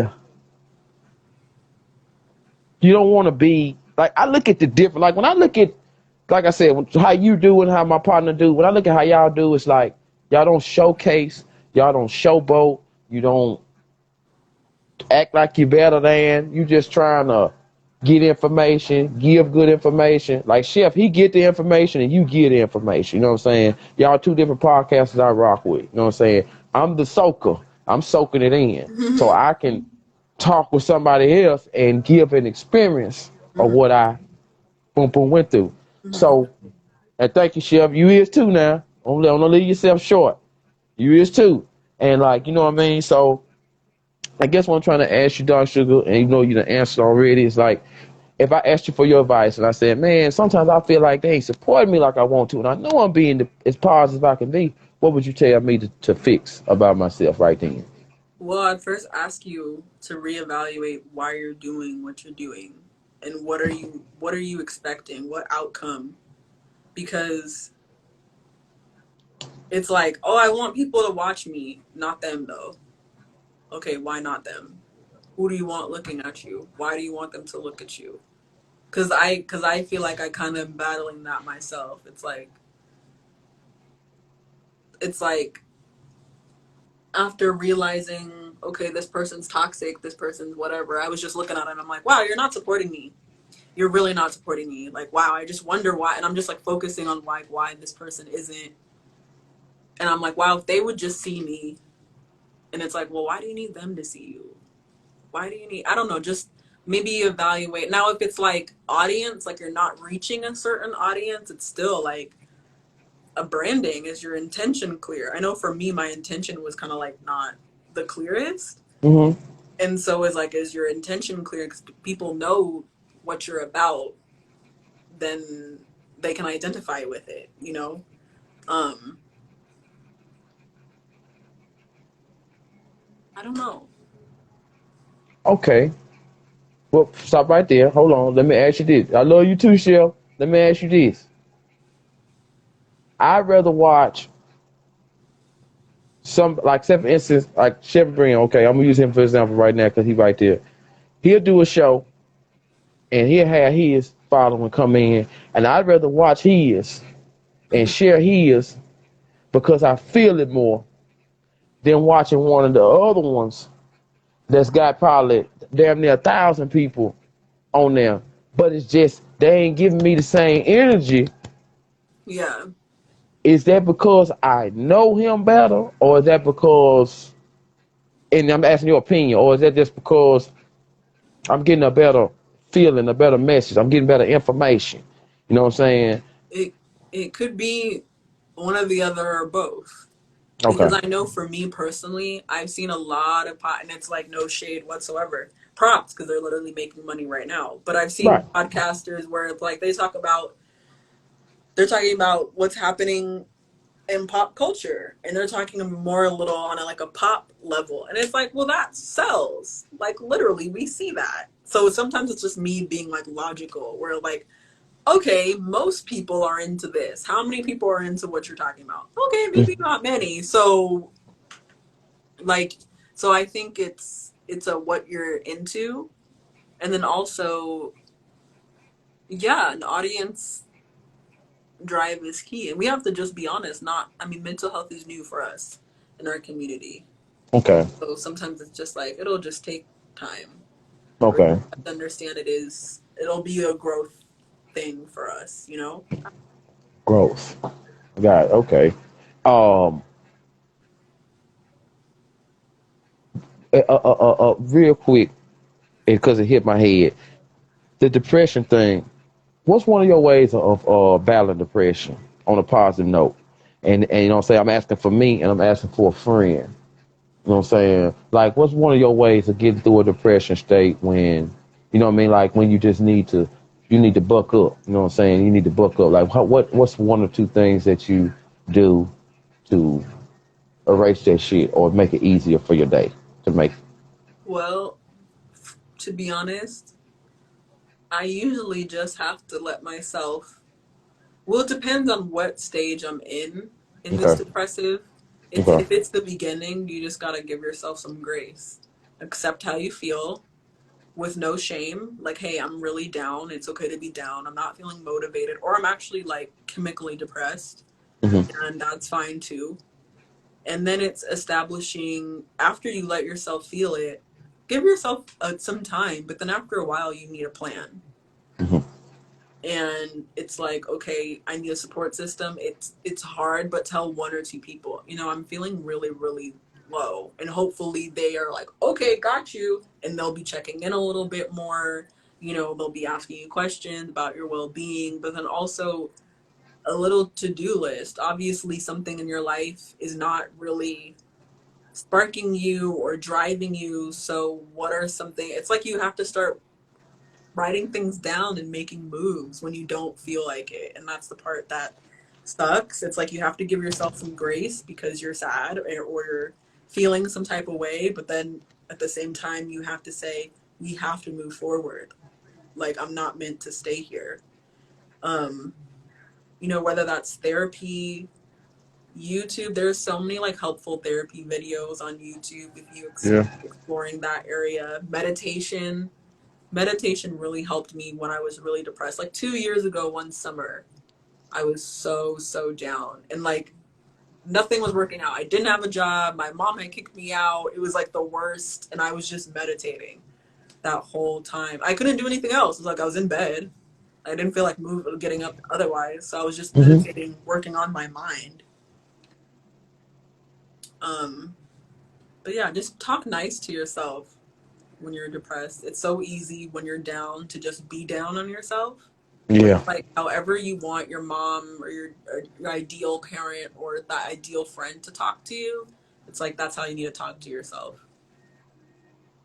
Okay. I'm gonna make sure that I let my friend know this. You know what I'm saying? Because like I was telling you, you know what I'm saying, one of my friends came to me and they told me some stuff that they usually wouldn't tell nobody else except they significant other or something like that, but they just had to get it out, and they felt like I was a person that they knew would soak it in and keep it there and keep it locked in the box where I could be that person that you just said that I'm the person that the person called and say, hey, can you listen to me? Can I vent? You know what I mean?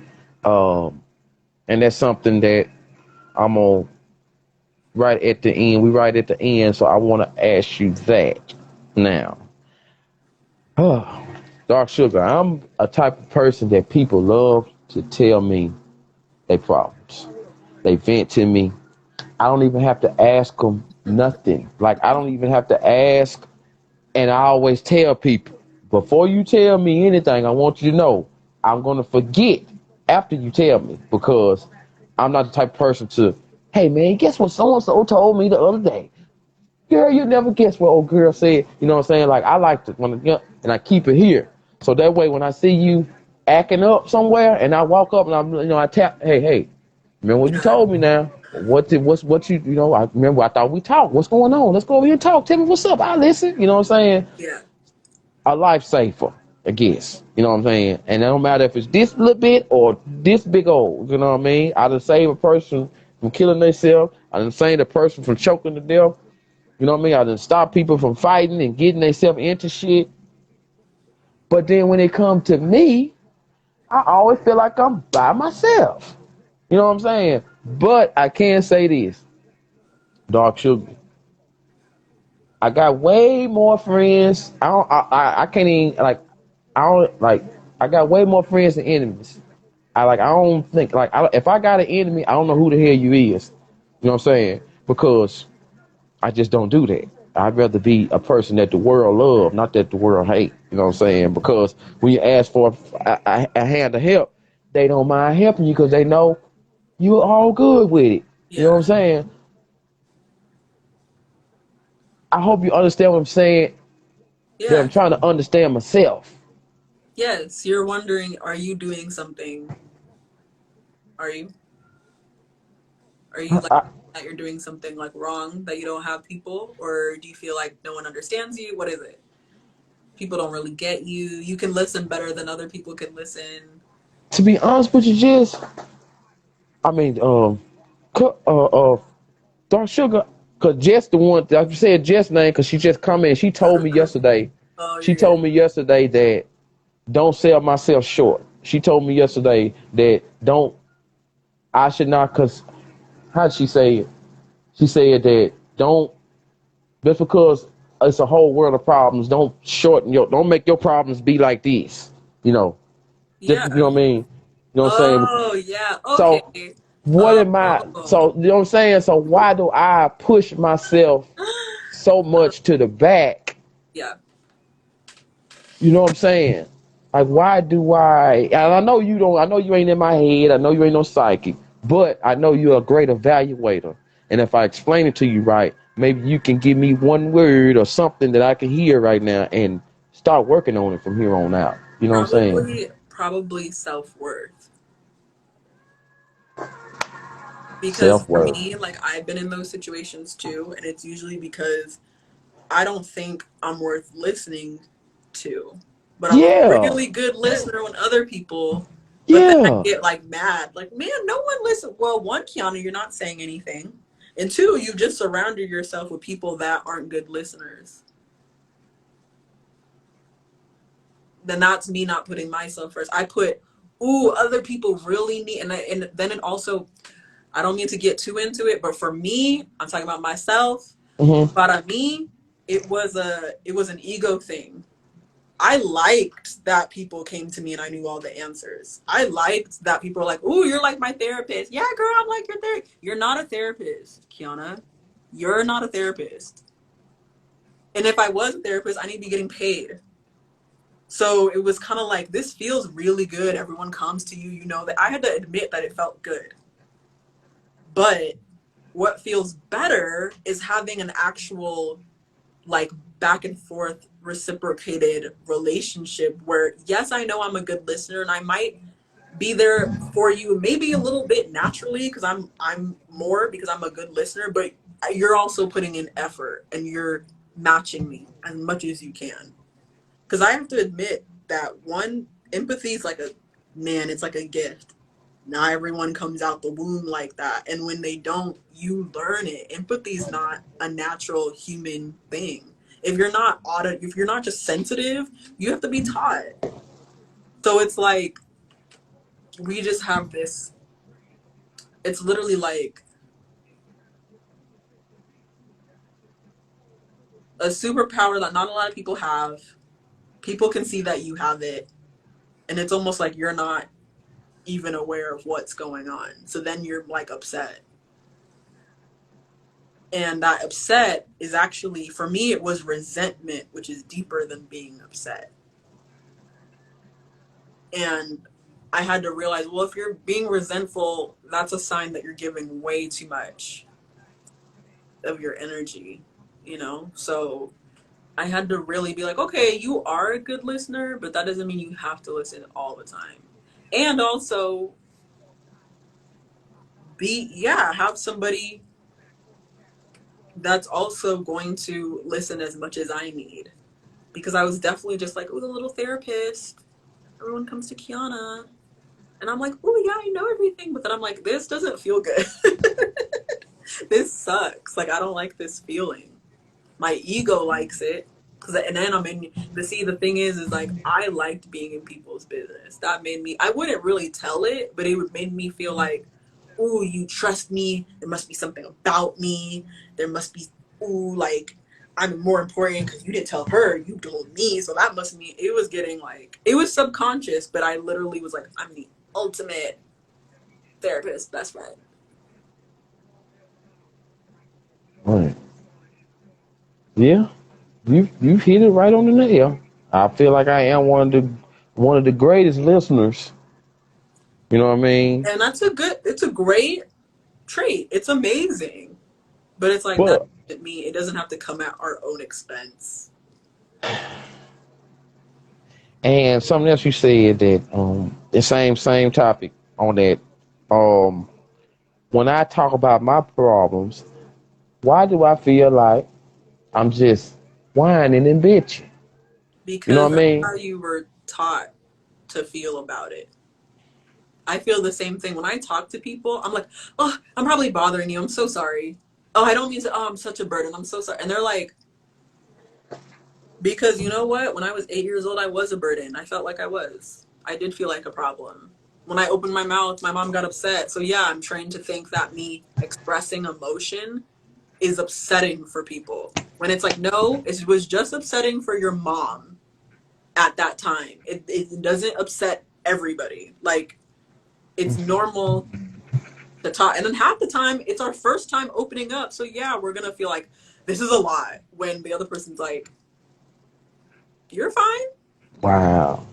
Like you just made the balloon bust right then. Like I just went, I like right that moment, I swear, oh God, right then, I just went straight back to when I was in the house with mama and grandma. And I remember all them times that I tried to speak or say something to my mama and she had that And I just got off work attitude. Get out of my face. I'm finna go to sleep. I'm working 12-hour shift. Shut up, fuck up, get out of here.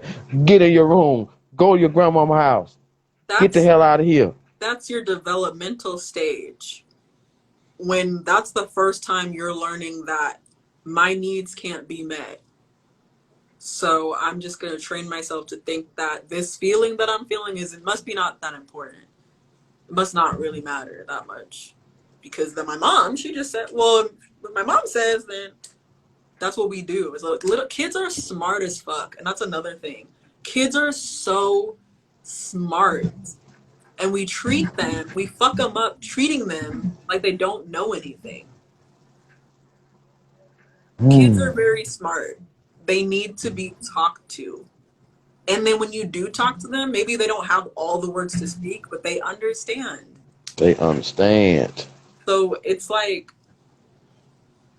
we don't realize, and then it's a passed down thing. But yeah, that's a developmental stage where you, right then, it's like 1 through 7 is when you're solidifying everything that you're being taught. So if it was taught an extended amount of time probably means you're an adult thinking the same thing. Bam. In a nutshell. Yeah, whether it's really subconscious, really obvious, it's somewhere in there. How can I, how do I need to start trying to important myself, make myself feel more important? Not saying that I don't, but as if I was a, hell, I am asking for advice. How can I, what can I work at that, chip at that ice to understand more that even though you're good at listening, don't sell yourself short. Don't make yourself feel like Well, everything that you say is a problem. first of all, my first thing was noticing how I felt after people talked to me. Sometimes I felt great. Sometimes I didn't feel good at all. And I was like, well, I really didn't want to hear that. Like, yes, I'm trying to be this therapist person, but I didn't like that. So it was me being honest that it doesn't feel good all the time. Telling yourself that your wants and needs are just as important. And you shrinking yourself, to me, shrinking and blowing yourself up, two two sides of the same coin. They're both you like trying to hide. They're both you not accepting. Whether you're going all the way down and being like, well, I don't know anything, to being like, I know everything. You're like still hiding something at some point. So when we can accept the emotions and just be really honest and say like, hey, I feel kind of less than, or maybe because we all have these narratives that we're running on. So for me, people pleasing, the narrative is my needs aren't important, and speaking up is going to disrupt everything, and I can't disrupt things, so I'm not going to speak up. I didn't know that that was what I was telling myself, but it's like, what are you telling yourself? We all tell ourselves something, and they become our values that we operate on every day, whether we know it or not. And it's like, if you keep doing something, you're probably telling yourself something that matches this action. So it's to kind of be really nice to yourself and be like, okay, what am I thinking here? What's running this? And then diving into it, whether it's affirmations, which can be silly but are super helpful. Mel Robbins, I don't know if you're familiar with her, but she literally just says, high five yourself in the mirror every day. Don't say shit, just high five yourself so you know that we're on a team. I got your back. It's not You're not like just thrown out there, like you're standing up for yourself. And I think in a world where, especially in Black families, when we don't always have that structure to look up to, we kind of like go in and make up these things to make shit make sense. And it's like, okay, well, mom didn't want to hear that, so yeah, my needs must not be important. Like, kids are smart. They tell themselves things to make their outer world make sense when it doesn't, and we just like carry that on. So I would just say, explore why you don't explore maybe why you're shrinking or where you're putting yourself in the back. Acknowledge maybe where a time you had to do that to survive, but you don't need to do that anymore. Because that's a lot of the things, a lot of these little defense mechanisms and these little negative things. At one point, it worked. Like me ignoring my emotions worked. For that saved my ass. Are you kidding? That saved me from a bunch of fights, saved me from being hit. Like, I needed to do that. But it's like, okay, I don't need to do that anymore. Like, maybe there was a time where you just had to listen to everybody and put everyone else's feelings before yours, but you don't have to do that anymore. And you can still be nice. You can still be so nice. You can still be the best listener. You can still listen more than they listen to you, but yourself can still be put first. Hmm. Oh man. Shout out to British verse Sterling. He doing a peace walk across America. Dark Sugar podcast on, and he chiming in now. He's he's another person who is speak on situations like that deep within, and hopefully someday soon I can get y'all two in the same room and we gonna have this discussion on other topics. But I want to send that shout out to him because you know what I'm saying, me and him, he's somebody that I also talk with about stuff like this because with him walking across, you know what I'm saying, now he in Cali, at the top of Cali, getting ready to get to Oregon, and then the finish line is at in Washington, Vancouver. So we be having these type of talks, and you know what I'm saying, with what he be going through, I told him like I officially lend my shoulder. So when something go wrong, hit me up first. If mom don't answer, if bro don't answer, if cousin don't answer, hit me up. Cause cook, you know, will listen to you. You know what I'm saying? That's like my calling card. I listen to you. Hit me up. Cause I know if I had a problem and I didn't know what to do, I would like to talk to somebody and want them to listen, you know. And I always tell people I ain't the type of person to tell you, well, this is what I think you should do because I ain't been through what you've been through. But I will listen so you can get this shit out and not punch a wall and break your hand or, you know what I'm saying, get in the car and drive and drink and make a mistake or some shit like that because you down, sad, depressed, mad, passive, whatever it is. So, but I ain't gonna hurt myself, you know what I mean? But at the same time, being depressed and stuff like that hurts you anyway. You ain't got to physically harm yourself. You can mentally harm yourself too. You know what I mean? Um, but I need to hear that. So I just wanted to tell you thank you for that right there. Some of the questions I asked you today, I know were very personal, but I was like, you know what? Fuck it. I got to ask you this stuff. I got to be transparent with it because cold mouth don't get fed. And the stuff that you saying over the year, 2, 3 years. How long you been podcasting? 2 years, 3 years? Three Oh yeah, years. 3 years. Oh my God, 4 years. See what I'm saying? See what I'm saying? I So was it's like, wait, like, what? Yeah. see what I'm saying? So it's like, and I think I've only known you 2 years, but I found you last year, but I've been following you all this time, and it's like everything that you talk about. If I ain't been through it, I was right next to it, or seen somebody going through it, or you know, like it took somebody else to get me to understand what transparency meant. And then you showing me, bring it out, you know what I'm saying, and speak up on it. Because look at what I'm doing. I'm a female from the West Coast, Midwest, in a whole different scenario, you know what I mean?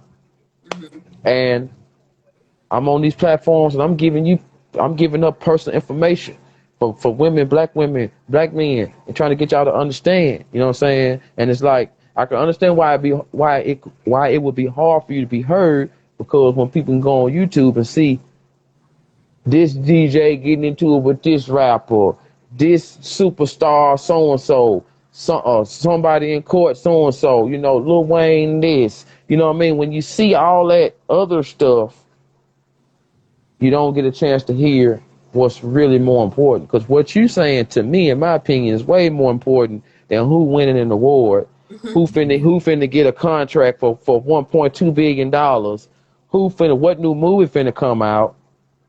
You know what I'm saying? Like, you know what I mean? Like, it's just like, for instance, I got this shirt on right here, Mike Tyson. Me and my partner did a YouTube show, and we talked about the changes that Mike Tyson made.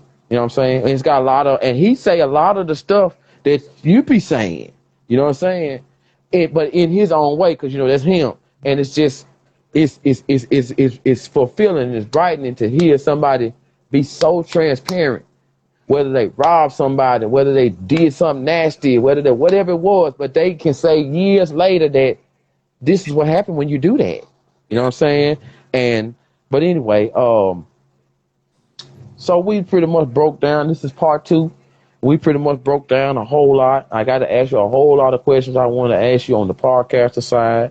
The people that came in and came out as far as the chat, thank y'all for tuning in because y'all are the ones that I wanted to be here. You know what I mean? I want y'all to understand that Dark Sugar Podcast is very deep. She's very open. She's very honest. You know what I'm saying? And I would hope that y'all would follow her and check out her podcast on the Spotify. She got the audio, or go to her lives She got the videos as well. Uh, the professional people that she talked to, like the therapists and all that, book writers, because I know on your page they give some of the greatest information. You know what I mean? She got. I know I post a lot of positive quotes, but y'all check out her quotes. She posted stuff that help fix you. You know what I mean? Like if you in that mind state, you know what I'm saying? Like the shrinking thing. Yeah. I guess I must have had that problem because it interests me so much. You feel, you know what I mean? Dark sugar, like, so I'm like, damn, shrinking. Hmm, man, I got to ask about that. I got to understand that. Come to find out, I'm the shrinking motherfucker. I'm the one. You know what I'm saying? But I ain't ashamed to say it though. You know what I'm saying? I ain't Yeah. ashamed to say it. I ain't ashamed to say it. You know what I'm saying? And it took people like you and other ones that I met in this podcast field. I've been doing it for 4 years too, but I still feel amateur. But Me the too. people I network with, it helps me. It's helping me be a better person. You know what I'm saying? Yeah. So finishing off, I would like to ask you, what are your future plans and changes for the podcast for yourself for the end of the year? What you got going on, Lord Will? What's new Well, and next for Dark Sugar?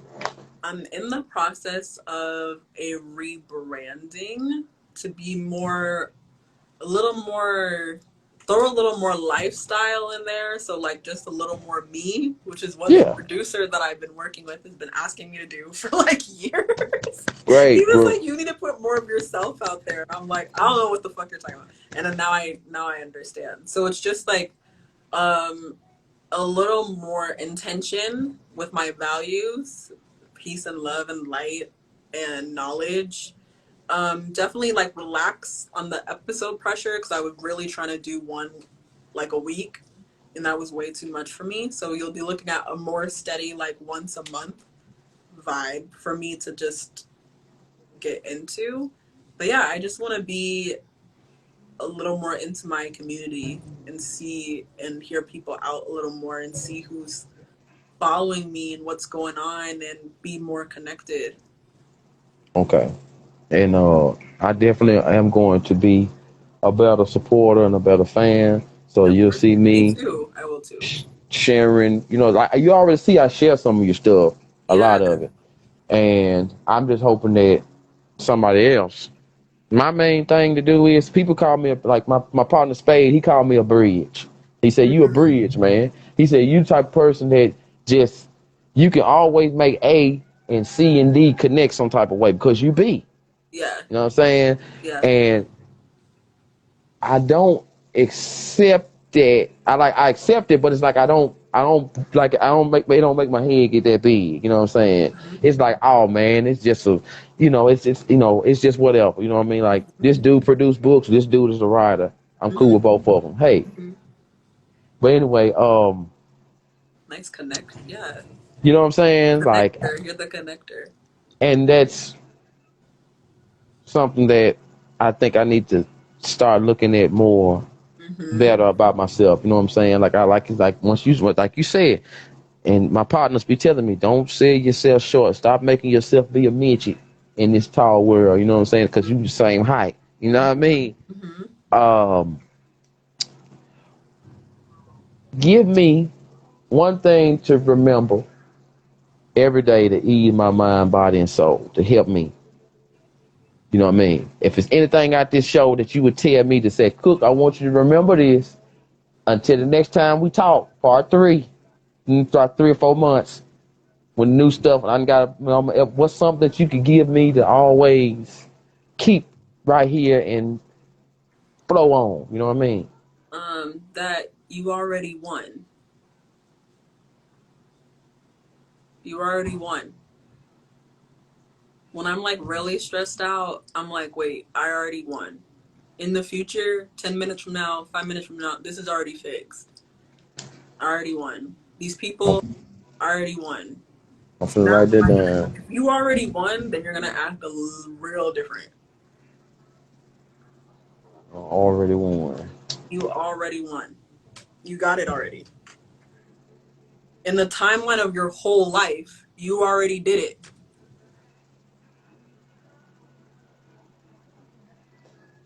Say it again. In the timeline of your whole life, Because time isn't real, right? Everything is happening now. If it's happening now, shit's done. I'm just not I'm just not there yet. It's done. I'm just not connected to it yet. That book that you want to write, it's written. You've already wrote it. Like future, you wrote it. You just need to align yourself to the damn thing. Oh, You already won. You already got it. That's in the Bible. It's done. It's finished. I did it already. Why are you worrying if the universe already got you? It did it for you. man. Damn. That's some good shit right there, Mm-hmm. Doc Sugar. Dang, that's some good shit. This has been this has been very, very, very satisfactory for me. Good. Me too. Excited. I love this. I am so happy to say that you're one of my friends, one of my best friends now. You know what I Yes. mean? So Yes. I hope that I can always be able to reach out to you, and you can definitely reach back to me for anything at any time, good moment, bad moment. My ear is always open for you. You know what I'm saying? Wait. Jeff said your steps have been ordered already. How God says, order my steps. It's already done. Hmm. God is the Alpha and Omega. Time is a physical thing, not a spiritual thing. What is about to happen has happened. What hasn't happened is going to, and what is happening now is in the past. Fuck everything else. Yeah. You know what I'm saying? I'm glad. I'm glad. Also glad I I caught it with you. You know what I'm saying? Because the people that I actually wanted to see this are here, and you know what I mean. I this you know it's this is helping me. Just have this circle of communication Wi-Fi that we got right now is really helping me. You know what I mean? And I just want to say thank you, Thank Dark Sugar. you. You know what I'm saying, for just taking your time out your Sunday to chat with me. Any other day, um, now I feel way better from the Good. first episode because, Good. like I said, that what you that the stuff you was telling me then, that was like the first. Mm. So you know what I mean. But now, I just want to say thank you, man. Like, Yeah. you know what I'm saying, on a personal level, thank you so much. Like, I ain't gonna lie, like this shit, this stuff that I talked with you about today, you have answered so many questions for me that I haven't really talked to nobody about, and I feel you. I'm being like honest. Yeah. You know what I I'm feel saying? Like, cause I don't have my uncle to ask advice to no more. I don't have Big Mama to talk to no more. Me and Mama don't really talk as much, but I love my mama. I know she's the best friend, all this and that, but we don't get to talk like that. My little brother, he got his own life going on, and I can't get good answers out of him. All my friends and partners here, I know y'all here for me, but y'all in other states doing y'all thing, raising y'all families, walking across America, taking care of stuff. Y'all heritage is being attacked, and y'all having to stand up and stuff. So once again, there I go saying it's more important things out there than how I feel. But at the same time, I thank y'all for listening to me and being there for me when I need somebody yeah. to talk to. You know what I'm saying? I know I can pray, Mm. but sometimes I want to. Yeah. Before I pray, after I pray, I want to talk to one of y'all or listen to one of y'all or just get my mind off stuff and just watch your show and listen to your show because it Mm-hmm. ain't about me. It's about me when it need to be about me, but it ain't about me all the time. You know what I'm saying? And Right. that's a feeling that I think that I ain't gonna never get rid of. It ain't about me all the time because if it was, I'd be walking on the earth by myself. You know what I'm saying? So, see, Yeah. like British, I know B. You know what I'm saying? Like my partner British right there. I know we can always have that D combo. You know, it's just sometimes when I think about what you going through, bro. You know what I'm saying? So that's I thank you for helping me break that big block of ice off, Dark Sugar. You know what I'm saying? Yeah. So you know what I mean? So with that being said, I held you long enough. I know you got stuff to do in your town. Well, you know what I mean. You got other things to handle. You know what I'm saying? Yeah, you know. But anyway, but I ain't gonna hold you. But I'm glad that we had a talk. I hope you've had a good time talking with me. Yes, no, thank you so much. Thank you for your deep ass questions. I love your questions. They always make me think. And like I said, this is like my first. I feel like Wendy Williams, like when she comes out of hiatus, it's like, oh, there she is. Yeah, I haven't been doing anything. So this is my first podcast interaction in months. So I really appreciate it. And anytime you want to talk about anything, so down. We gotta collab again.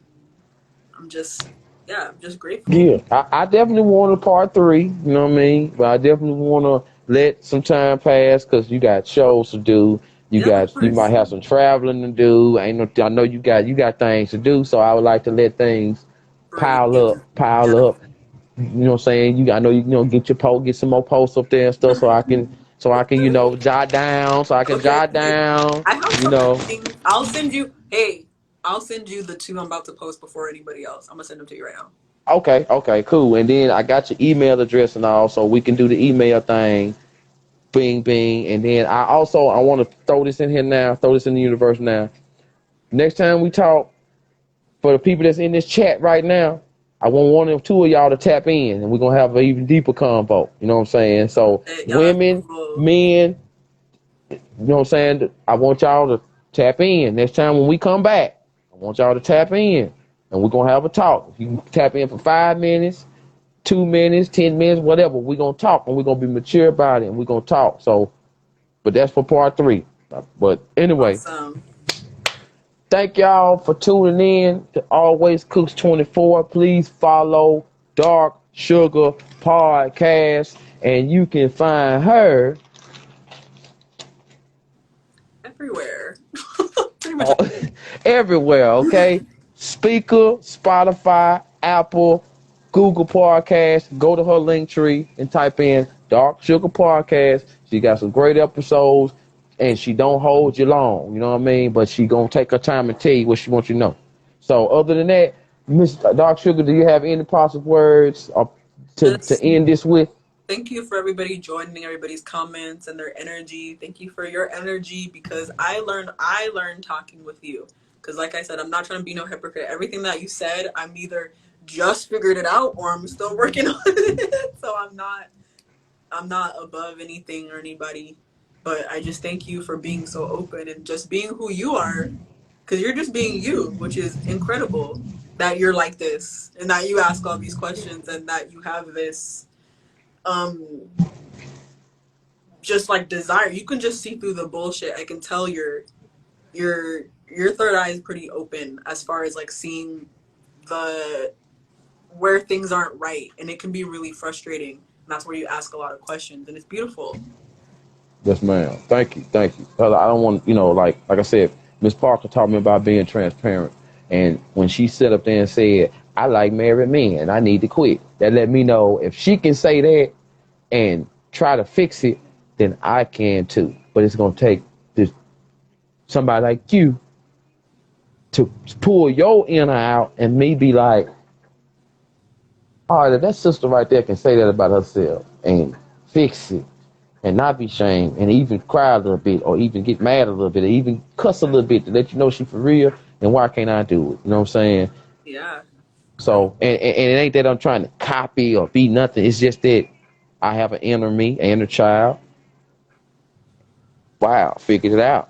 Now I need to bring it out. You know what I'm saying? And when I do it, it make me feel better. You know what I'm saying? You saying the stuff that I do by myself, cry in the room, and then I feel better, and then you say you, and I'm like, yo, like, damn, that's real right there. She real right there about that. You know what I mean? So once again, thank you, thank you. Thank God that you here. You know what I'm saying? Thank God that I met you. Thank God for bringing us here and Amen. us having this. And thank Mm-hmm. God for everybody in this chat that Mm-hmm.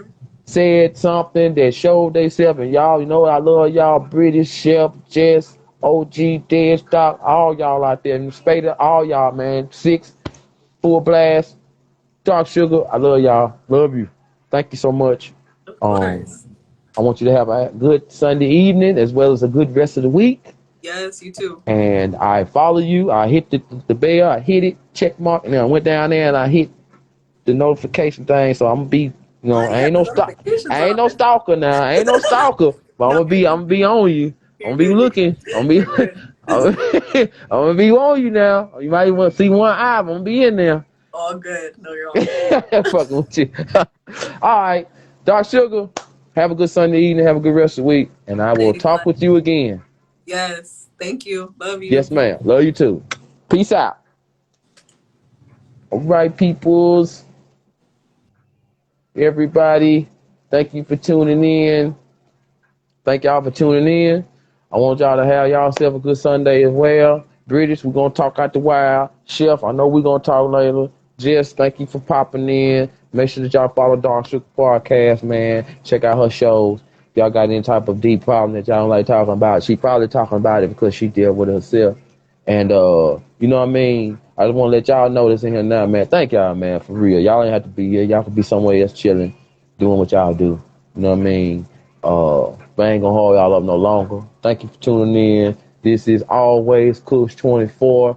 Give me a like, give me a comment, give me a share. I'm steady trying to build. I'm steady trying to be the best podcast I can be worldwide because I want everybody in the world to know, hey, that's a cool dude to talk to right there. And he don't even want shit. You know what I'm saying? Love y'all. Peace. And we out. You know what I mean? Barbecue time. Peace.